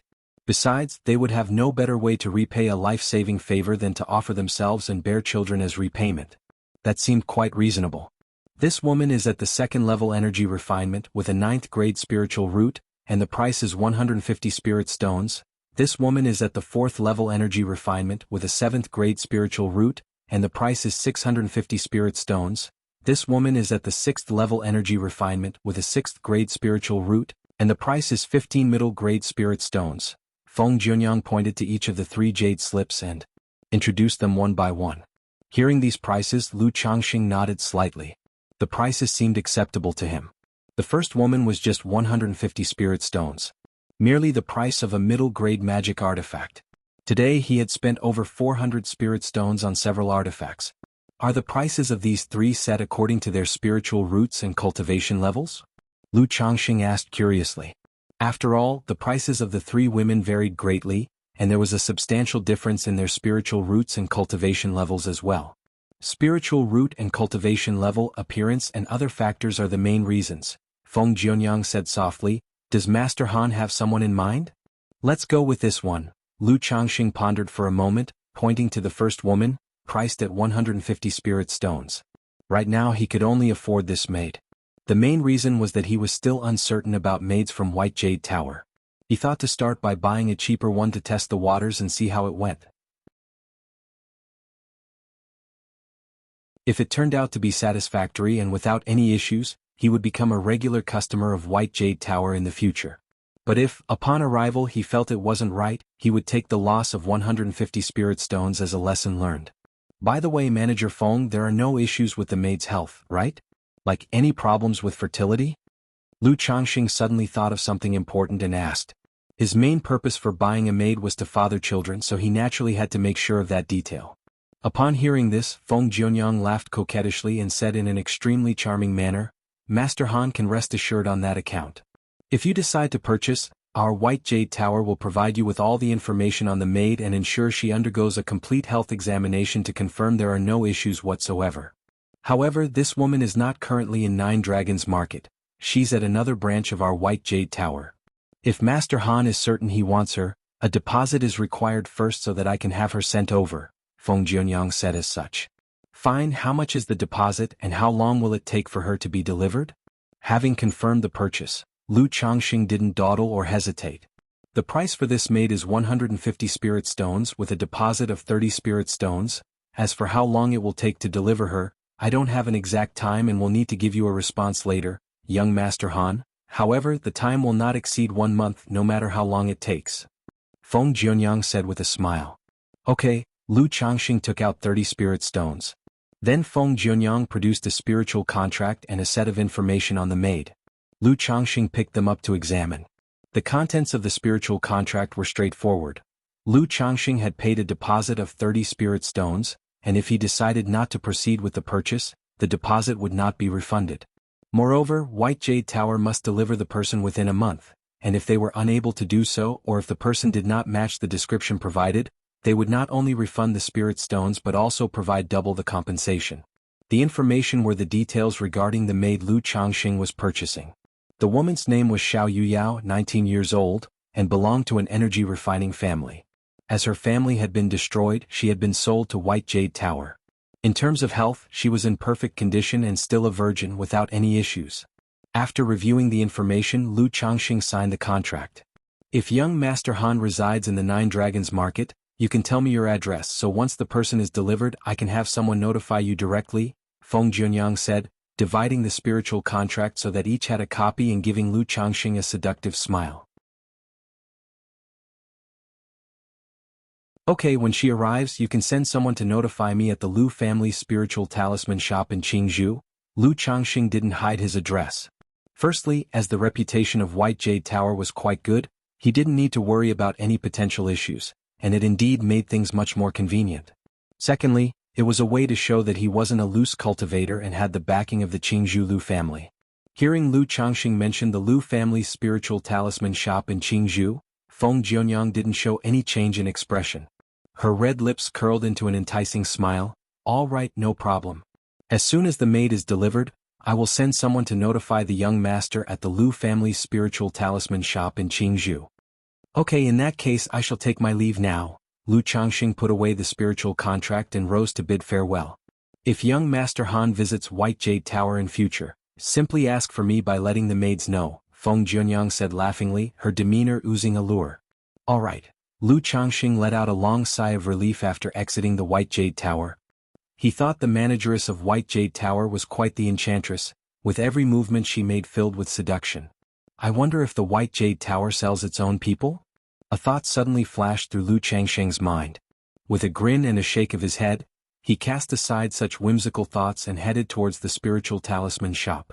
A quarter of an hour later, upon returning to the spiritual talisman shop, Lu Changxing nodded slightly to a few employees and went straight to the third floor. Upon reaching the third floor, he saw Lu Miaoga, who was sitting by the window deeply engrossed in reading a book, with her long beautiful hair falling loosely over her shoulders, and her white dress clinging to her body, revealing her graceful figure. Hearing some noise, she slightly turned her stunning profile towards Lu Changxing and gave a small nod. Changxing, you're back. Sister Miaoga? Lu Changxing smiled and nodded. The sight of Lu Miaoga reading reminded him of Feng Jianyang from the White Jade Tower. When he had entered the room, Feng Jianyang was also sitting by the window reading a book. but the two had completely different reading demeanors and styles. Just as Lu Changxing sat down, Lu Miaoge suddenly furrowed her delicate brows, gazing at him as she sniffed lightly.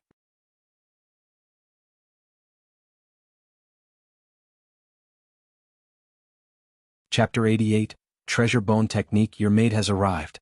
_1 Lu Changxing noticed Lu Miaoge's subtle actions. He too sniffed gently. Immediately, he detected a faint scent of sandalwood and a woman's fragrance on himself. It was left behind in the White Jade Tower while discussing matters with Feng Jianyang. Miss wouldn't think that I went to visit a brothel, right?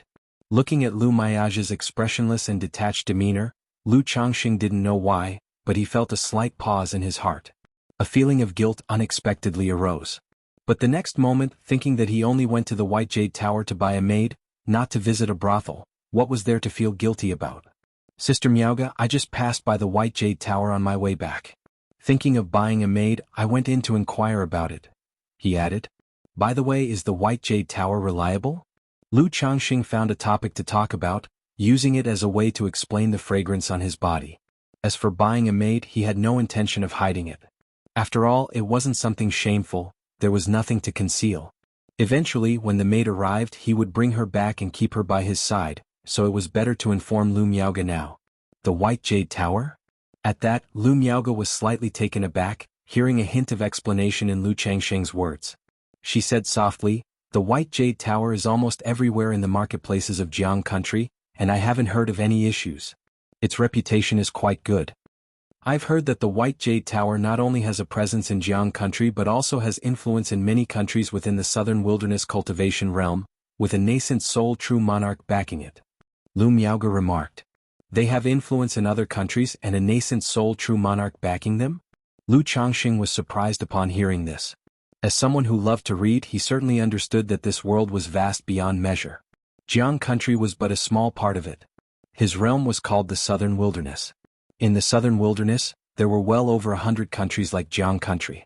Jiang country had only one nascent Soul True monarch to guard it, ranking it as average among these countries. However, the White Jade Tower's ability to establish itself in multiple countries was certainly no small feat. Most likely, there wasn't just one nascent Soul True monarch behind it. Indeed, one wouldn't dare to conduct such business without some strength. Changxing, for us cultivators, our cultivation level is fundamental, she stated. Although your spiritual root talent is average, you have an exceptional talent in the talisman path. If you can become a second-grade talisman master, there might be hope for you to achieve foundation establishment in the future, Lu Miaoge spoke softly. Through prolonged contact, she could tell that Lu Changxing was not the type to be merely indulged in the pleasures of women. He was very ambitious. His marrying and taking concubines was due to his poor spiritual root, knowing that the path of immortality was out of reach. Hence, through his family, he sought to continue his pursuit of immortality through his lineage.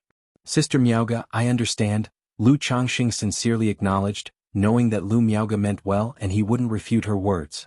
After all, what Lu Miaoge said was true. In the cultivation world, only one's cultivation level and strength were fundamental. Family heritage, lineage, leaving a mark in history, none of those mattered as much as one's own cultivation and strength, one's own longevity and becoming a legend.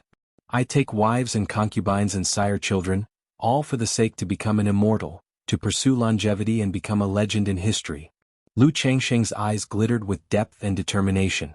Seeing the firmness in Lu Changxing's eyes, Lu Miaoge thought he was taking her words to heart. She couldn't help but reveal a faint smile. She had a rather favorable impression of Lu Changxing. A young man from a secular farming household with only a 9th-grade spiritual root, rejected by the immortal sects, sought to pursue immortality by joining the Lu family as a son-in-law. Yet he rose step by step through the talisman path, reaching this point with the status of a son-in-law. To her, that achievement had outdone many others. After chatting for a while, Lu Changxing headed to the resting room. By now, this third-floor resting room had become his own room. Inside the resting room, Lu Changxing took out the magical treasure fragment he had purchased at the marketplace. I wonder if this thing really is a fragment of a magical treasure, he thought. If it is, then I've struck it rich. Lu Changxing looked at the uneven black iron piece in his hand and mumbled to himself. Without further ado, he began to refine the black iron block using the sacrificial refinement technique of the 100 Refinements treasure body art. If he succeeded in the refinement, It would confirm that the block was indeed a fragment of a magical treasure and could be integrated into his body as part of the 100 Refinements Treasure Body technique. Tisk. As Lu Changsheng's mental spirit surged with spiritual power, like an invisible flame, he started refining the black iron block before him. Under the influence of his mental spirit, the black iron block revealed a faint dark glow. As time passed, Lu Changsheng expended all of his spiritual power and exhaled deeply. Is this black iron piece actually a magical treasure fragment?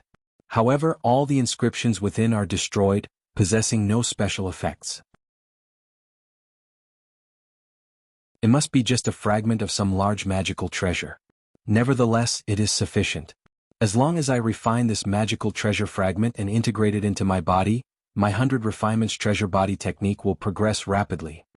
Lu Changsheng, looking at the black iron block before him, showed a weary yet surprised expression. Through the refinement he just performed, he had confirmed that the black iron block was indeed a fragment of a magical treasure, albeit a thoroughly damaged one. Inside, all enchantments and special effects were gone. It was simply a particularly hard material. However, even in this damaged state, it wasn't easy for him, a mere 4th-level energy refinement weakling, to refine it and integrate it into his body. Probably it would take him the better part of a month to complete. Lu Changsheng took out some jade bamboo wine, drank a sip, then took out a spirit stone and held it in his hand, starting to recover his spiritual power.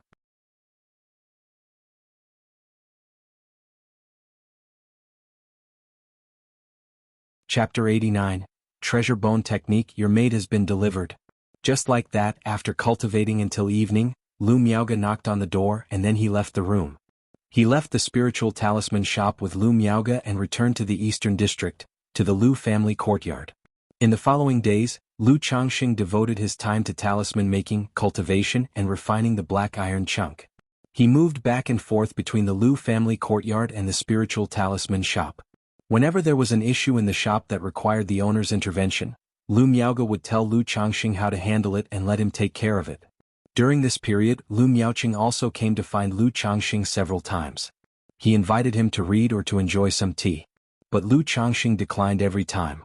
One reason was that Lu Miaoge had told him to avoid associating too much with Lu Miaoqing, so he kept his distance. Another was that he felt somewhat averse to this kind of place deep down. Why not buy a few maids or take a few concubines? Isn't that nice? In the blink of an eye, half a month had passed. At the 9 Dragons Marketplace, on the 3rd floor of the spiritual talisman shop. Inside the resting room, Lu Changsheng looked at the black iron chunk floating before him, showing a delighted expression in his eyes.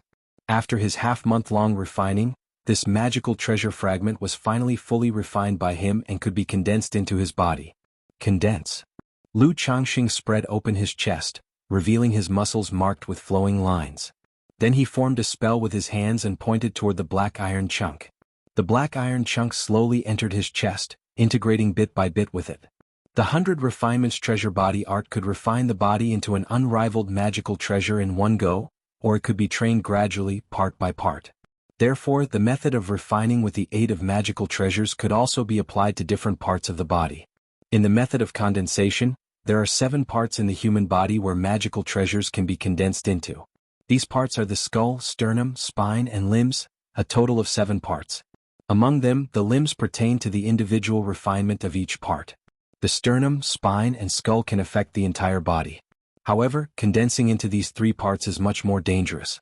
Especially the skull, which involves the brain, is extremely perilous, and a single misstep could result in self-injury. Luckily, having mastered the 100 Refinements Treasure Body art completely, Lu Changsheng had a fair amount of confidence in condensing into his sternum. After some time, the black iron chunk fully entered Lu Changsheng's chest and was condensed into his sternum. On his chest, one could faintly make out the uneven pattern of the black iron chunk. So ugly. Lu Changsheng looked at the pattern on his chest, resembling a birthmark tattoo, and pursed his lips in distaste. But ugliness aside, for the sake of cultivation, it's a small price to pay. With the assistance of this magical treasure fragment, I estimate that at most half a year, with my own daily cultivation, within 3 to 4 months, I could master the 100 Refinements Treasure Body art. Lu Changsheng quietly felt the effects brought about by the magical treasure fragment. Now, the 100 Refinements Treasure Body art, like the immortal beauty technique after foundation establishment with the 5 element spiritual materials, was able to cultivate automatically, nourishing the whole body. This magical treasure fragment won't support my cultivation for too long, at most only for 1 year. But 1 year is enough, perhaps by that time, I'll draw a magical treasure through the system. With a magical treasure, if I can condense it into my body for cultivation, my 100 refinements treasure body art will truly progress at a rapid pace. Lu Changsheng's eyes flickered as he murmured to himself. After making initial progress with the 100 refinements treasure body art, I can also start to cultivate the Baogu method. Using the power of magical treasures to nurture the sternum, hand bones, leg bones, spinal bones and skull, turning the human skeleton into treasure bones. Once the treasure bones are formed, they're like spirit talismans, and even in the Qi refinement realm, I could exert part of a magical treasure's power. Lu Changxing licked his lips in anticipation. The 100 refinements treasure body art, being an orthodox level cultivation technique, naturally contained innumerable mysteries. It had not only cultivation methods but also various supporting techniques like condensing magical treasures and the Baogu method. After finishing the refinement of the magical treasure fragment, Lu Changxing noticed it was still early, and it had been quite some time since his last visit to Southwest Street. He mentioned to Lu Miaoge that he was going out for a while. Lu Miaoge did not ask too many questions or make further comments. Once outside, just like he did before, Lu Changxing changed his appearance and visited 3 spirit talisman shops, selling over 100 low-grade talismans and more than 30 middle-grade talismans, earning a total of 259 spirit stones. After each trip, Lu Changxing would find an inn, change his appearance and clothes again. He also made it a routine to check whether anyone was keeping tabs on him. Under the effect of the purification talisman, there was no issue with him. However, at this moment, one of the spirit stones he had just received began to emit strands of black smoke. Just for selling a few talismans, in being watched? Little Talisman Hall, I've noted you. Lu Changxing narrowed his eyes slightly as he watched the black smoke billowing out. He hadn't expected that just selling a few dozen talismans in one shop would attract attention. It might also be because I have sold talismans at this Little Talisman Hall before, and the shopkeeper saw through me this time. Lu Changxing speculated in his mind. After all, his ability to disguise wasn't all that sophisticated. And in the 9 Dragons marketplace, everyone living off their wits had their own means, so it was plausible for someone to notice something odd. Looks like he'll need to lay low for a while. Lu Changxing slightly frowned, then took out another high-grade purification talisman. He applied it to himself and everything in his storage bag, checking over the spirit stones to ensure there were no other issues. Once he confirmed there were no problems, Lu Changxing breathed a sigh of relief. He planned not to sell talismans this way for the next month or 2. Otherwise, he might attract the attention of other interested parties. He wasn't just reading books for nothing. He knew that in the cultivation world, there were many unique and various techniques.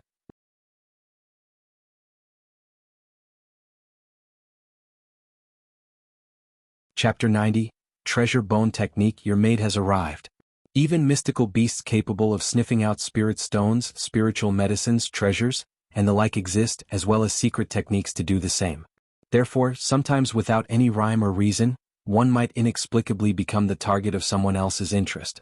While the 9 Dragons market has good public order, one never knows if someone might take a risk, seeing someone with a low cultivation level but carrying money. After changing his appearance, Lu Changxing switched inns twice more before reverting to his true form and returning to the spiritual talisman shop. He then took a middle-grade magic artifact pen from the spiritual talisman shop at the cost price of 139 spirit stones. He also bought 2 stacks of supreme-grade talisman paper and 2 portions of supreme-grade spirit ink, one each of fine quality and high quality. He prepared them for drawing superior-grade talismans. To this, Zhang Shan did not say much. After all, it is perfectly normal for the shop's owner to get items at cost price. Lu Miaoge, seeing Lu Changsheng's purchase of a middle-grade magic artifact pen, didn't ask many questions. As a talisman master, buying a better quality pen is quite the norm, isn't it? She did mention to Lu Changxing that he didn't need supreme-grade talisman paper or spirit ink at the moment. Using supreme-grade materials to draw middle-grade talismans would be too wasteful. Lu Changxing responded that he just bought them to try them out and see what the difference was compared to high-level papers. In his heart, however, he couldn't help but think that he might need to buy his talisman paper and spirit ink elsewhere in the future. As night fell, Lu Changxing finished his work for the day with Lu Miaoge and returned to the Lu family's large courtyard in the eastern district. Lu Changxing had been wondering whether being seen together with Lu Miaoge every day might cause her admirers or secret admirers to take notice and start trouble for him. It turned out he was overthinking things. In the last half-month, although quite a few young men approached Lu Miaoge to strike up a conversation or even came to the shop to look for her, they all behaved with a certain level of decorum. Moreover, once they learned of his identity, they did not see him as a rival. They refrained from mocking and were in fact very polite. Upon returning to the courtyard, he encountered the second young lady. Faced with Lu Changxing, she gave a cold snort and looked at him with a chilly disdain. To this, Lu Changxing merely smiled wryly, finding the second young lady's behavior rather endearing. He thought to himself that one day he would give her enough reasons to grumble. After a simple dinner, Lu Changxing returned to his room. On the way he ran into Lu Miaoqing, who was staggering and rubbing his waist. The latter clapped him on the shoulder and said, "Changxing, you were right. We should visit those places less. We cultivators ought to focus on cultivation and tempering our characters." Lu Changxing, if he remembered correctly, Lu Miaoqing had said the same thing to him just 3 days ago. It had only been a few days. So much for being a saint after the deed. All that resolve flies out the window as soon as the trousers are pulled up. Shaking his head slightly upon returning to his room, Lu Changxing took out the newly purchased magic artifact pen, supreme-grade talisman paper, and supreme-grade spirit ink and placed them on the table. He prepared to draw a few superior-grade talismans that could save his life. Lu Changxing took out a bottle of white jade 100 flowers wine from his storage bag and took a hearty swig. Then he took a deep breath, calmed his mind, picked up the magic artifact pen, and began to draw the superior-grade talisman, the thunder-summoning talisman. Even with his second-ranked talisman-making skill, his cultivation level required him to treat the drawing of such superior-grade talismans with due seriousness. The tip of the pen dipped lightly in the spirit ink, emitting a faint spiritual light. Then Lu Changxing began to draw the talismans with a serious expression. The process was neither quick nor slow, each stroke smooth and fluid, possessing an artistic beauty. If the fourth elder were here, seeing Lu Changxing's talisman-making skill, she would be agape in awe and disbelief. Even she did not have the fluidity and ease that Lu Changxing possessed when drawing the thunder-summoning talisman. After a while, Lu Changxing finished the drawing with a flourish of his pen, and spiritual light surged from its tip, making the whole sheet of talisman paper seem to be enveloped in lightning at that moment. In an instant, the thunder light faded and vanished. A first-grade superior talisman, the thunder-summoning talisman, completed. Phew! At this moment, Lu Changxing let out a long sigh of relief and sat down, a tired expression on his face. Indeed, with a middle-grade magic artifact brush and an advanced-level talisman paper and spiritual ink, superior talismans will no longer pose a problem for me, he said. The only problem is creating one almost drains all my spiritual power. Lu Changxing gazed at the thunder-summoning talisman on the table, muttering to himself, yet his eyes were filled with excitement and joy. If the wear and tear of the talisman brush are not included, the cost of one superior talisman with just the advanced level talisman paper and spiritual ink is 6 spirit stones. Yet, a thunder talisman can sell for 40 to 50 spirit stones.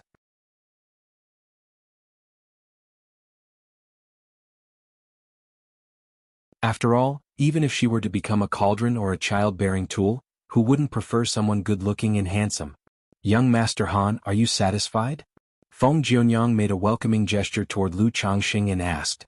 According to the terms of the spiritual contract, once the maid was delivered, if the buyer found that the reality did not match the information provided, they could voice their objections. They could even choose to reject her. But in that case, depending on the situation, a certain deposit would have to be forfeited.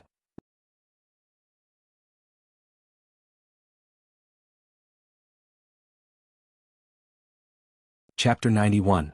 From now on, you're my half-brother from another father and mother. Miss Xiao, would you be willing to become this young master's maid? Lu Changxing looked at Xiao Yuyao before him and asked with a smile. Although whether he asked didn't really make a difference, the woman before him had no right to refuse anyway. But it could be hypocrisy or perhaps a flexible moral bottom line, so he still posed the question. After all, Lu never coerced anyone against their will. Xiao Yuyao appeared slightly taken aback. Then, looking at Lu Changxing, she squeezed out a bit of a smile and said, I am willing to serve as the young master's maid. Good, Manager Feng, I'm quite satisfied with her. Hearing this, Lu Changxing didn't say much more and nodded towards Feng Jianyang. In his view, with her figure and the presence of a spiritual root, 150 spirit stones was not expensive at all, quite a bargain indeed. Just bearing him a few children with spiritual roots would mean he had struck gold. Immediately afterwards, Feng Jianyang waved her hand, signaling the girl in the red dress to take Xiao Yuyao out, to complete the subsequent transaction with Lu Changxing. After Lu Changxing had paid the remaining spirit stones, he was also given a spiritual contract. It was Xiao Yuyao's deed of servitude. But this spiritual contract was much more authoritative, able to decide Xiao Yuyao's life and death. And for the next 3 years, should any issues arise with Xiao Yuyao or she brought about any karmic troubles, Lu Changxing could bring this spiritual contract to White Jade Tower and have them handle it. Young Master Han, please take care. If you need anything in the future, feel free to visit us often. Feng Jianyang warmly saw Lu Changxing and Xiao Yuyao off the premises of White Jade Tower. As a manager at the White Jade Tower, she could tell from Lu Changxing's clothing, appearance, and demeanor that he was a highly potential major client. Otherwise, for such a small transaction, she wouldn't have been so courteous. Okay. So, Lu Changxing, taking Xiao Yuyao with him, first returned to the spiritual talisman shop. It was high noon, and Zhang Shan's wife, along with their child, came to the spiritual talisman shop delivering food in a lunch box. Seeing a beautiful woman with a meek appearance following behind Lu Changxing, Zhang Shan couldn't help but show a hint of envy. Upon reaching the 3rd floor, Lu Miaoga saw Xiao Yuyao and simply asked if this was the maid Lu Changxing had purchased from White Jade Tower. Lu Changxing nodded and briefly explained Xiao Yuyao's situation. Lu Miaoga didn't say much upon hearing this.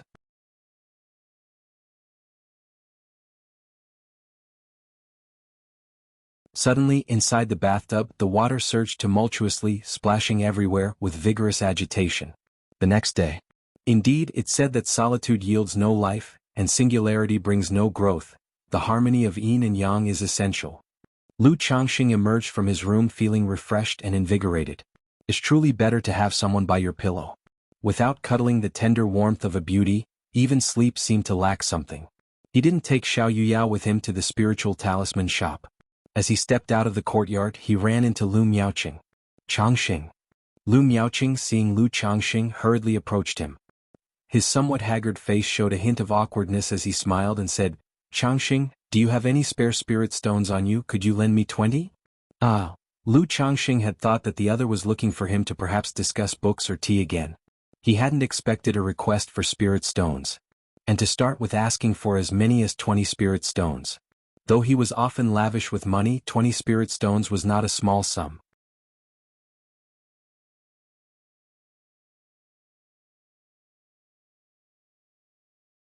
Chapter 92. From now on, you are my half-brother from another father and mother. After all, when it comes to lending money, one must be prepared for the possibility that the other party won't repay it. Lu Miaoqing also managed a shop, but his monthly earnings were not much. Last time at Spring Abundance Building, there was a female cultivator I particularly liked, so I've spent all my spirit stones recently, which is why I've come to borrow some from you, he said. Changxing, let me tell you, the women of Spring Abundance Building are not only stunning in appearance but also can offer you the ultimate pleasure, incomparable to ordinary maids and concubines, Lu Miaoqing continued, his handsome face breaking into a smile that seemed somewhat lecherous at that moment. Lu Changxing had also heard of this Spring Abundance Building. He knew it was a brothel in the marketplace. All the workers there were celestial maidens skilled in the art of love. So the prices were also extremely high. A single experience could cost several spirit stones or even dozens. Lu Miaoqing had probably been frequenting the place lately. It was normal for him to have spent all his spirit stones. After all, such places were truly gold sinks. No matter how many spirit stones you had, they wouldn't last if you went there every day. Cousin, I've almost spent all my spirit stones these days and I've just bought a maid, so I don't have many left, Lu Changxing said with a look of difficulty and then took out 20 spirit stones. He was, after all, a member of a prominent family. There were frequent interactions where they would see each other. These past days he had received many greetings from him. Although it was always invitations to read or appreciate tea, there was a certain camaraderie, so it was difficult to outright refuse. If the other party really didn't repay, then he would consider the 20 spirit stones as lost to the water. Good brother, thank you. I will repay you once I have spirit stones, and then it'll take you to experience Spring Abundance Building properly. Lu Miaoqing said, smiling as he took the spirit stones and then turned and left. Sigh. Watching Lu Miaoqing's departing figure, Lu Changxing shook his head. This cousin, despite being a Qi refinement 5th layer cultivator, has come to borrow spirit stones from me because of his frequent visits to the brothel that have left him haggard. Places like that, better to avoid them if possible. With that money, wouldn't it be better to take a few concubines or buy some maids? Doesn't that sound nice? No, that's not right. Am I, Lu, someone who lusts for pleasure and brief romantic encounters? Even if I take wives and concubines, it's for the great Tao, for long life and clear sight. Lu Changxing mused to himself, his eyes bright with determination, and his posture a bit more erect. Shortly afterward, he strode upright, accompanied by Lu Miaoge, to work. Arriving at the spiritual talisman shop, Lu Changxing proceeded as usual to draft a few middle-grade talismans. He had come to Nine Dragons Market to manage the shop, but the monthly tasks given by the Lu family for drawing talismans were still ongoing and needed to be completed on time. However, Lu Changxing didn't want to give up on this task himself either. After all, not only did he earn spirit stones from it, but he also got to keep all the extra materials for himself. A lucrative deal. At noon, Lu Changxing invited Lu Miaoge to eat at Jade Meal Hall. Though slightly expensive, the food really was delicious. Treating oneself to a meal there every so often was not bad. Yet, during the several trips Lu Miaoge and Lu Changxing had made to Jade Meal Hall, Lu Miaoge had not let Lu Changxing pay, suggesting they take turns covering the bill. Lu Changxing didn't mind and certainly wasn't about to fight to pay. Qingzhu Lu's spiritual talisman shop. Inside the talisman room. Could there be defects even in premium talisman paper? After finishing a superior grade talisman, the dungeon talisman, Lu Changxing looked surprised. He had almost failed in creating this talisman just now. The reason was simple. There was a tiny flaw on the talisman paper that almost caused his talisman making to fail. Subsequently, Lu Changxing checked the remaining dozen or so sheets of paper, all of which were fine. It was only the one he had just worked on that had a small defect. Seeing this, Lu Changxing didn't pay it much mind or take it to heart. After all, finding a minor defect in a stack of talismans could still be considered acceptable. After a short rest, Lu Changxing thought that it had been almost a month since he came to Nine Dragons Market. In a few days after inspecting the monthly inventory, he would be able to return home. I should buy some gifts to take back since I'm returning soon. He then gave Lu Miaoge a heads up and went out to buy gifts for his wives and children. That night, Lu Changxing's eyes were slightly narrowed as he lay back in the bath. After a while, Xiao Yuyo's head emerged from the water, covering her mouth, coughing softly. Lu Changxing gestured with his hand, using the object manipulating technique to pour a cup of tea from the teapot on the side table, which landed in his hand. He handed it to the maid in front of him, speaking softly, "There's really no need to swallow it. It's fine, young master." Xiao Yuyao took a sip of tea and spoke softly, her eyes downcast. Her clear eyes no longer had the numbness they had before. Through their interactions over these days, she had come to understand that her young master was a decent person. Especially yesterday. The woman who had always looked at her young master with disdain had given her a couple of pointers.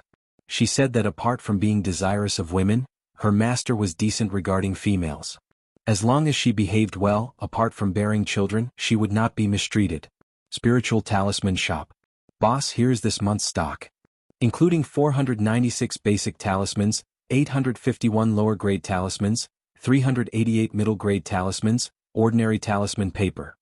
Zhang Shan handed over a list and 5 storage bags to Lu Miaoge to inspect. Lu Miaoge nodded and then went to the 3rd floor, calling Lu Changxing over to help check the inventory. Of course, they couldn't possibly check all these goods. Otherwise, they wouldn't know when they would finish.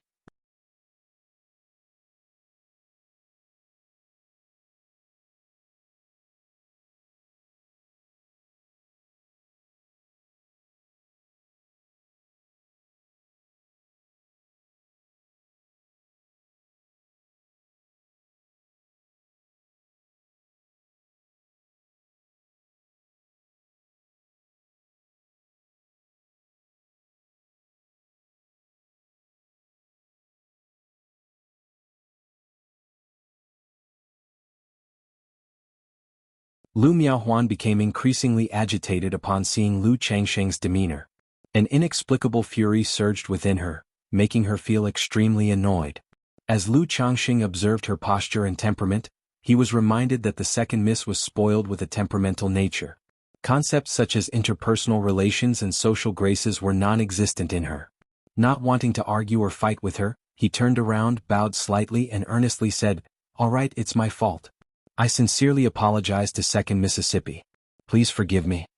Seeing Lu Changsheng's earnest apology, Lu Miaohuan's puffed cheeks deflated, her lips pursed, and with a huff she walked away with high heels clicking, the epitome of a cold and noble beauty.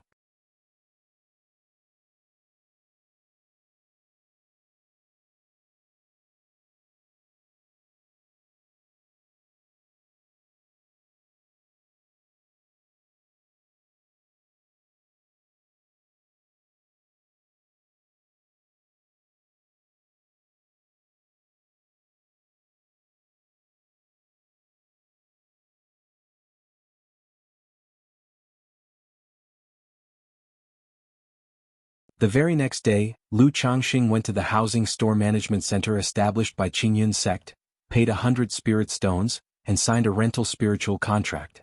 During the lease period, he had the right to enter and reside in the marketplace without the need to pay the city entrance fee or process an identity card.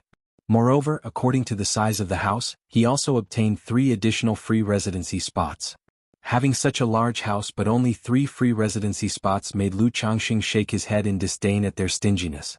What he found even more ridiculous was that the long-term identity cards that he had processed for himself and Xiaoqing were non-refundable, and he couldn't get any spirit stones back. After completing the house rental, Lu Changxing once again visited the White Jade Tower to purchase maids. What surprised him was that even the ordinary maids at White Jade Tower were so expensive.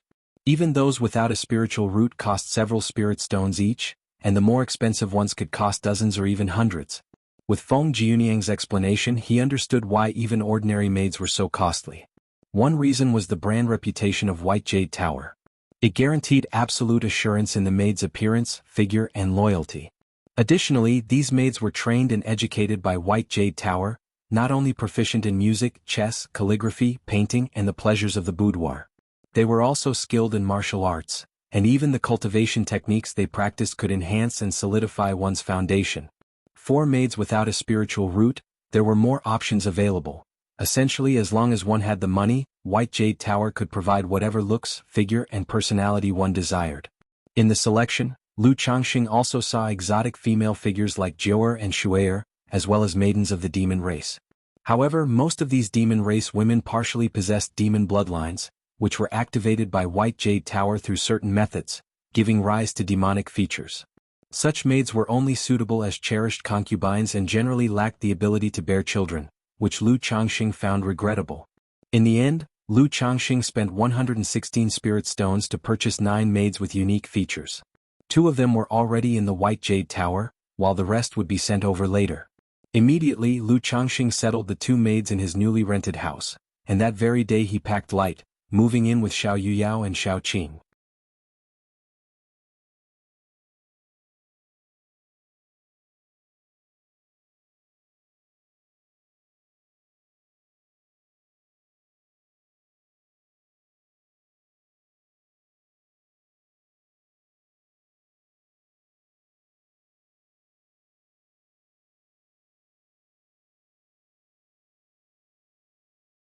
After a brief conversation, Lu Changxing took his leave, mentioning he would be available for future talisman purchases. The man introduced himself as Zhao, who made his living by hunting demon beasts. He told Lu Changxing that if he ever wished to buy demon beast meat, he could come to him. After paying his visits to the 3 neighboring families to the left and right, Lu Changxing returned to his own residence. After a bath, he called upon Xiaoqing and 2 maids, determined to strive for immortality. The next day, just as Lu Changxing was preparing to leave, he heard a knock at the door. Upon opening, he saw a man with a tall stature and a refined appearance of middle age. It was his neighbor from across the way who, having heard of Lu Changxing's visit yesterday and noticing some activity this morning, took the opportunity to return the visit while at home. The neighbor knew him and was aware that he was the new owner of the Lu family's spiritual talisman shop. Through his self-introduction, Lu Changxing realized that this was the owner of the Jade Meal Hall, whom he had noted several times before. Probably a born businessman, the owner of the Jade Meal Hall was also very amicable. He suggested they should interact more in the future, offering discounts whenever Lu Changxing dined at the Jade Meal Hall. Lu Changxing, too, was the type of person who responded amiably when others spoke kindly to him. After exchanging pleasantries with the man, he finally set off. He thought to himself that among the three neighboring families, aside from the somewhat fierce family on the left, the others seemed rather nice. Time flew, and before he knew it, the end of the month was almost upon him. Zhang Shan brought the inventory and list of goods purchased during the month for Lu Changxing and Lu Miaoge to spot check. It took 2 days for the two of them to finish inspecting the goods. As before, they found some defective and flawed items, but not too many. This prompted Lu Changxing to inquire if Lu Miaoge's suppliers for the shop weren't long-term partners, why there were always some defective and flawed items in every shipment. Faced with this question, Lu Miaoge merely said that although they were long-term collaborators, only some were fixed and long-term. There were sometimes changes, necessitating the search for new suppliers. Hearing this, Lu Changxing nodded in understanding. He recognized that the Lu family's supply chain was not entirely stable. Thus, quality issues like this were simply unavoidable. Thinking ahead to 2 months from now, when Lu Miaoge would no longer be around to help, Lu Changxing felt a headache coming on. After all, inspecting goods was truly a tedious and grueling task. Once they had completed their checks and handed the confirmed list to Zhang Shan, Lu Changxing also agreed with Lu Miaoge to return to Qingzhou Mountain in 2 days' time.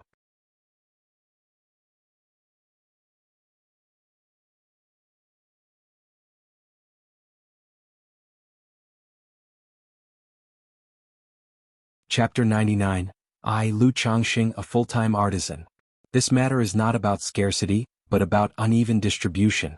If everyone waits, I feel like there's no need for me to go out at all. In the end, Lu Changxing decided to spend the next few days in close companionship. Then, estimating the time, he planned to come home early and stay a few extra days. It could also be considered a special privilege for his wife. During these 3 days at home, Lu Changxing still spent time with his wives and daughters, hardly cultivating or making talismans. This time, going to listen to the fourth elder's talisman instruction, the fourth elder also handed over the talismans for the monthly shop restocking directly to Lu Changxing. The number of talismans wasn't large, consisting of 3 supreme talismans, 30 superior grade talismans, and 30 middle grade talismans. This made Lu Changxing secretly wonder if the fourth elder drew only 1 superior grade and 1 middle grade talisman each day. However, he also remembered that the Lu family had several shops in other marketplaces, and the fourth elder probably needed to supply a portion of the talismans there as well. In the blink of an eye, 3 days passed, and Lu Changxing took Lu Miaoge back to Nine Dragons Market. Seeing Lu Changxing return with Guan Xan, Lu Miaoge sighed softly.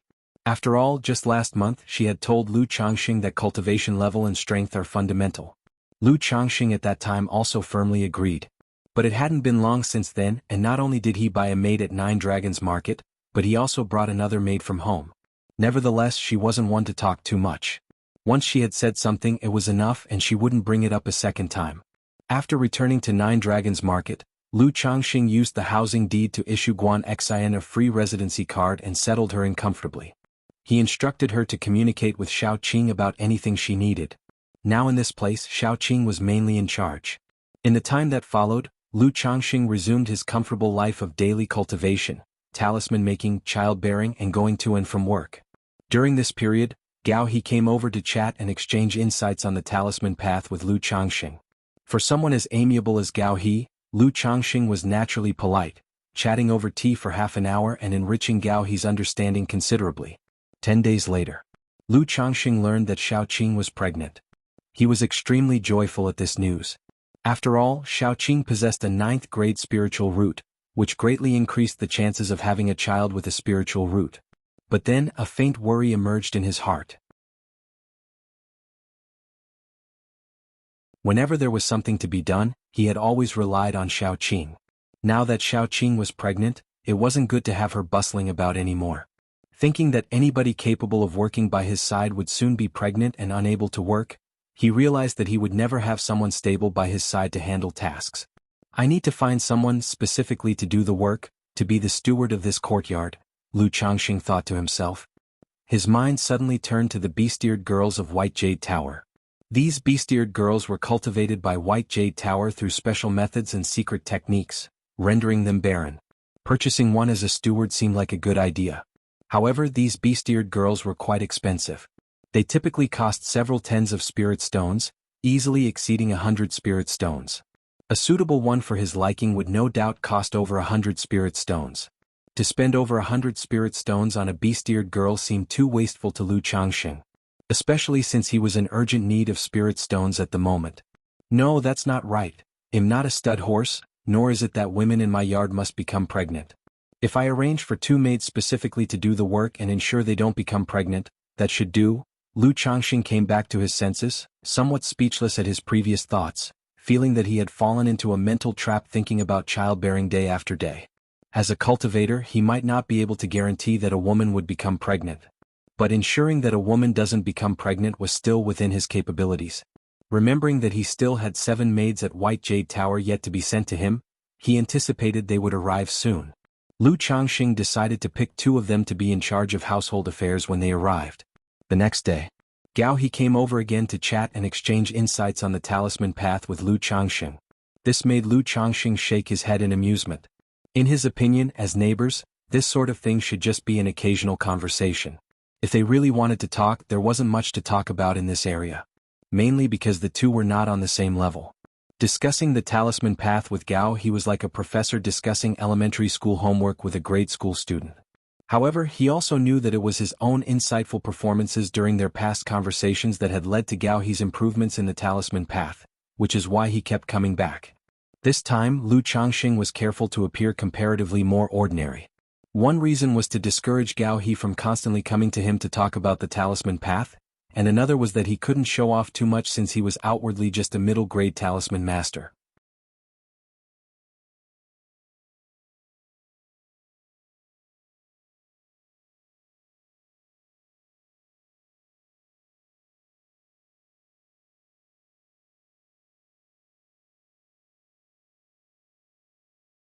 Some female cultivators even mustered the courage to approach Lu Changxing and struck up a conversation, asking whether he was married or if he had any intentions of taking a wife.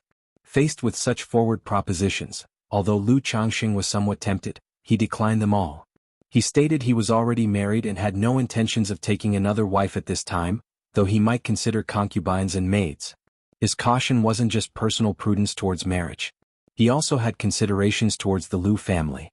In his view, taking a few concubines and buying some maids to serve him was one thing. But constantly taking new wives would be disrespectful towards Lu Miaoyun and the Lu family. After all, it had been less than a year since he married Lu Miaoyun. Shortly thereafter, Lu Changxing quickly returned home with the 7 women. Looks like in the future when buying maids from White Jade Tower, he'll either bring them back in batches or have White Jade Tower deliver them directly to my home. Otherwise, this kind of situation is a bit too conspicuous. Not only does it feel like being watched like a monkey, but it could even lead to being targeted as a fat sheep. Back home, Lu Changxing reflected inwardly. Regarding the envious glances and propositions from the passers-by on the road, he didn't feel any bit of swagger. Instead, he felt uneasy, worried about becoming a target. Little Qing, Xiao Yuyao and Guan Xian, seeing their young master bringing back 7 delightful maids all at once, didn't know what to say for a moment. But remembering Lu Changxing's abundant energy at night, they soon came to terms with it. Knowing that before long, all 7 would likely be pregnant. From now on you'll be called Yi Lian, you'll be called Hong Mian, you'll be called Zi Mei, you'll be called Sang Lan. And at this moment, Lu Changxing began naming his newly arrived 7 maids. The previous 2 maids he had named Hai Tang and Bai He, so he thought it would be good to unify the names. Yes, master. These maids were all very sensible. That night, Lu Changxing also began to understand and experience the exceptional treasures that Lu Miaoqing once mentioned. You're tuning in to the Han Li's Wuxia Chronicles YouTube channel. We're so grateful for your support, and don't forget to subscribe to join us on this incredible journey through captivating stories. Your generosity through donations truly makes a world of difference, as it's the primary source of revenue that allows me to expand and enhance this channel for you. Thank you from the bottom of my heart for being a part of this adventure.